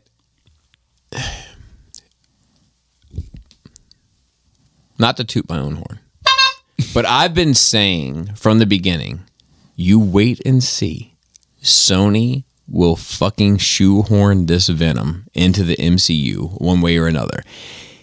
And many people at this exact table where you sit, Phil, have told me I was insane. Insane? And yet, here we are. Because Bobby's crazy until Bobby's right. Here's that Venom. But I don't know in our that MCU. They tied it in. this is like a woo affiliate. It's like a woo affiliate, though. Are you saying this is the Sons of Man of the MCU?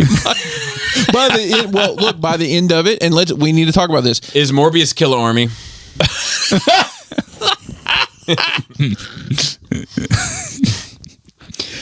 Oh, Bobby's killing me over here with these deep cut woo affiliates. Who's the Gravediggers? Yeah. I actually enjoyed the fuck out of that. I love that first album.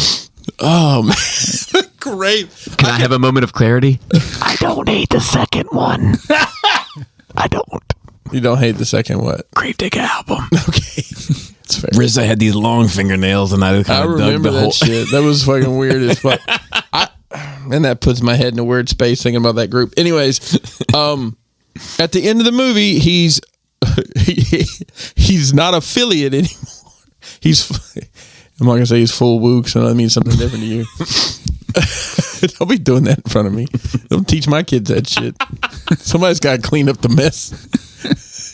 I mean, we have him. He doesn't have Tony. He doesn't have Strange. Yeah, he's got a cloth suit he's made himself. Yeah, and I love how they ended Parker. And he's in college by himself. I think we're gonna have, if they continue this series like they're planning on, I think there'll be some interesting street level storytelling, and I think that's where we may get more Murdoch. We may get Frank Castle in some capacity. I don't know what an MC. I will tell you that that now is my main interest is street level Marvel stuff. Because with the Hawkeye reveal of D'Onofrio, then that would make sense that Kingpin would be in that world. I'm interested in most of the stuff that Marvel has at the Tights and Flights level. I'm much more interested in the brawlers at this point. Yeah. So to close out the conversation, do you recommend that people see this in theater? Oh, yeah, definitely. Yeah. First of all, put your eyebrows down when you say it. God, I don't even realize I'm doing it. Raul, do you? Definitely. Yeah. Chris. Absolutely. So I will say this. I think this movie is paper thin, and I think that it is a fucking laughing stock of fucking storytelling. And I will also say this. You are doing yourself a serious disservice if you don't experience this on the live fucking full screen theater experience. I think it's worth it. I think that all of the fan service is worth it. It's episode 7 without 9. Yeah. Okay, that's a good analogy. Is this the best? Is this the best Spider-Man trilogy or double of all of them out there? These three. So yes, yeah, but it's not because, yes, but is it because it's? But only because the competition is so weak. Yeah, I guess. Yeah. Like I like in my mind's eye, and I'm committed more than you know to going back because of how much you shitted on the acting of the second one. Yeah, that's my favorite from the original 3. The second one, same, but I'm committed. I remembered it as my favorite one. That's the heartbreaking thing. I'm now committed. The second arc of it, I love the first Amazing Spider-Man. Okay, I love it. It's the Garfield one. I love it. It's because I felt like the wisecracks were there. I felt like I hate him as Peter Parker, though, man. So I agree. He's way too. He's too old. He's too old. No, he's not. To me. He's too cool in school to. I don't think he's too cool. You just have a very low. He went up against Thompson before he had his powers and called him out. Yeah, but didn't get his ass handed to him. But I don't ever. That doesn't happen. Did you ever see the movie Kids? No, I've seen clips of it. I've seen a porno with Funk Dubious, but I have seen the movie Kids. Hey, little girl, you like peaches? Yo, your mama's titty looking right, yo. I gotta start wearing my hats. If Andrew Garfield was the half brother of Casper, would you believe? What? I don't know the reference. Man, that's fucked up. Garfield was just too cool he didn't seem nerdy enough. But would you believe it? I would. Probably. So the thing is that like in Casper, Casper the Friendly Ghost? No. no. Rest in peace. Casper the dopest ghost. What? Wait, first of all, Rest in peace, Casper. Let's stop for a second. Rest in peace to Casper. I don't know your reference. I do not know your ways. Moment of silence. Okay. Rest in peace to Casper. But the guy who played Casper in Kids Okay. looks an awful lot like Andrew Garfield. Okay. The only other thing I can tell you that the guy he's talking about was in Friday after. Friday second after one. next. I knew it was Oh, the third one. No, it's the that's second one. It's the second one. second one. Okay. It's next Friday. Next All Friday. right, he's like the skateboard kid that works with them at the Oh. yeah. I haven't seen that in a while, but that's right. Yeah, he's like a skateboard So kid his that works at nickname in works at Kids was Pancakes. Casper. Gotcha. And he was Okay. like, Casper, the dopest ghost around. All the bitches love He me says because some I'm wild shit. Casper. Like- Well, I heard Kids is a pretty wild movie. It's I've never wild. seen it. It's 'Cause great. that's what if you want to what's- borrow it, I'll send you home with it. It's worth it. It's worth dragging out the equipment all right. to watch it. Yeah. It's fantastic. Because that's where what's her name got her start, right? You want to talk about authenticity? You want to talk about people like playing roles that you believe human beings are actually playing, as opposed to everybody looking like a fucking 10 out of 10 fucking halogen. Rosario and that's what fucking Rosario- fucking Rosario specimen Dawson out got of started, Hollywood. yeah. Chloe Sevigny, however you say her Okay. name, she's in that Okay. too. They're the two. Okay. Like lead Telly actresses. talk about I'm a fucking ass be like I'm. Okay. Why do you talk like that? I don't know, but Casper Okay. said the walk in and dude's mom's breastfeeding his little brother, and he says, "Yo, your mama's titty looking right, yo." God, it's wild. Yeah, I was looking at her. I was like, "Yo, she looking like a little baby girl. I'm gonna fuck this baby girl." I was. What the It'd fuck? probably be very wild. I haven't seen it in years. I watched clips. But yeah, so look, I think if I were to put Spider-Man movies in a hierarchy, so this is good. This is good. Because we did with Let's go around. X-Men movies This back is in the good. day. Okay. My favorite Spider-Man movie is by far Amazing Spider-Man 1. Okay. Then, in my mind's eye, I could be wrong, Spider-Man 2. Then, Spider-Man No Way Home. That's my third favorite Spider-Man film. Okay. Then, Spider-Man... Which? What the fuck was it? The Vulture one? Oh, no. Homecoming. That was the first Homecoming. And then the fucking... Far From Home. I don't know, the Mysterio one. Far From Home. Yeah. Far From Home. And then... Does it matter anymore? Hold on. No, it really let me think about it. And then... Electro... So Amazing Spider-Man 2. Yeah. Venom... So Spider-Man 3 is over for the first Spider-Man? And then the first Spider-Man. Okay. The first Spider-Man is my least favorite Spider-Man film ever. Wow. Okay. You go. Okay. We're podding tonight. Top is going to be probably Homecoming. Then Far From Home. Then this new one. Then Spider-Man 2 from the Raimi films. Then Spider-Man 1 from the Raimi films. Then Amazing Spider-Man. Then Amazing Spider-Man 2. And then finally Spider-Man 3 from Raimi. One would probably be Spider-Man 2. 2 would probably be this current one. 3 would probably be Amazing Spider-Man 1.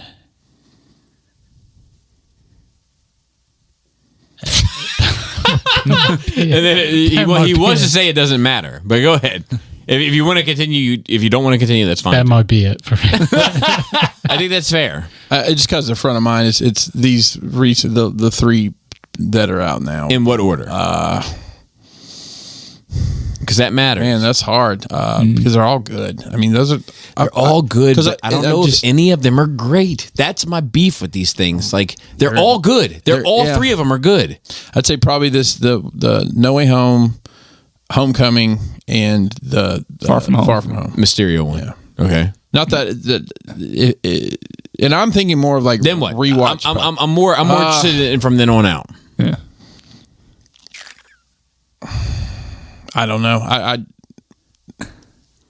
I tried to watch those for those Raimi ones. I couldn't get through them. So, and in my memory, you know, it would be Spider-Man 2 would be next, but I tried to watch it. Let's do it. Let's do it. So then the first one, and then the first one. Well, then listen, I have to be honest with you. I've never seen Amazing Spider-Man 2 with Electro. I've never seen it. No, we can do that. Yeah. I mean, I understand. I can watch it. And the plan was to watch all these movies. Don't flex. We can do it together. Okay. You don't have to, Thank you. I know you have streaming services. Thank you. Thank you. So I don't have a good. Apparently, you guys like that a lot. So, and I have only seen the first one maybe once. We don't like the second one a lot. I don't like Amazing Spider-Man 2 that great. Most of us like the first one. Yeah. Well, I don't know. I guess I need to watch them to tell you. What are you trying to get at here? I mean, just trying to do where an you order. rank Spider-Man films. Just we all rated the X-Men films way back when. I don't know that we've ever done Spider-Man until now. So the modern 3, and then I guess it would be 2, 1, 3, and I'll put the last 2, the Amazing at the bottom, just because I'm not that familiar with them. Interesting. Yeah. Interesting. Oh, I didn't even think about the Spider-Verse animated film. Oh, I didn't We're not either. including them. Okay. We're not including them. Okay. Because that may go in the first slot for me, to be honest. Cartoons don't count. Oh, come on. I love saying it. I love That's such bullshit. I love the people that are listening. They're like, oh, but they do count. They're some of my favorites. They're just like the comics. I don't care. Fuck you in those comics. Fuck that. How you feel about that? You like that? You got a fucking podcast? Fucking say it on yours. All right. Damn. Oh, boy. It's just fun. It's just fun to say. It doesn't matter. It doesn't matter. Like here, like it's just like we were talking about the Batman shit, right? And I'm gonna get off here, but like, I love Batman. I love Batman Long Halloween. Because of how much I love Batman Long Halloween. It used to be down there, Chris. It's just much like the glasses that were up there. Because of how much I love Batman Long Halloween. I have it signed by Jeff Loeb. I have Batman. I have it signed by Tim Sale. I'm a student of the game of Long Halloween. I have the black and white Raoul statue. It's quite beautiful. It sits up in my office. It's quite nice. It reminds me of the comic. I love it. I love it quite a bit. I don't need a cartoon to come out and be an exact translation of that. You know why? Because if I ever need that, I can just go back and read that. Sure. I much prefer Batman the Animated Series because it tells stories that I'm not familiar with, that are new and fresh, and gives me some sort of new appreciation of the character rather than the fucking 24 fucking single issue comics that were compiled into a graphic novel that I was able to read. And like, I don't need to do it all again and again. I think Todd McFarlane is a fucking lunatic, and I also think that he was completely fucking right in saying the worst thing you can do is tell the same story. Yeah, the origin story over and over again. And with that, Velveeta Vagina. Gorgeous Bond. Tasty taint. tight dick player. See you in the new year. Happy New Year. Happy New Year.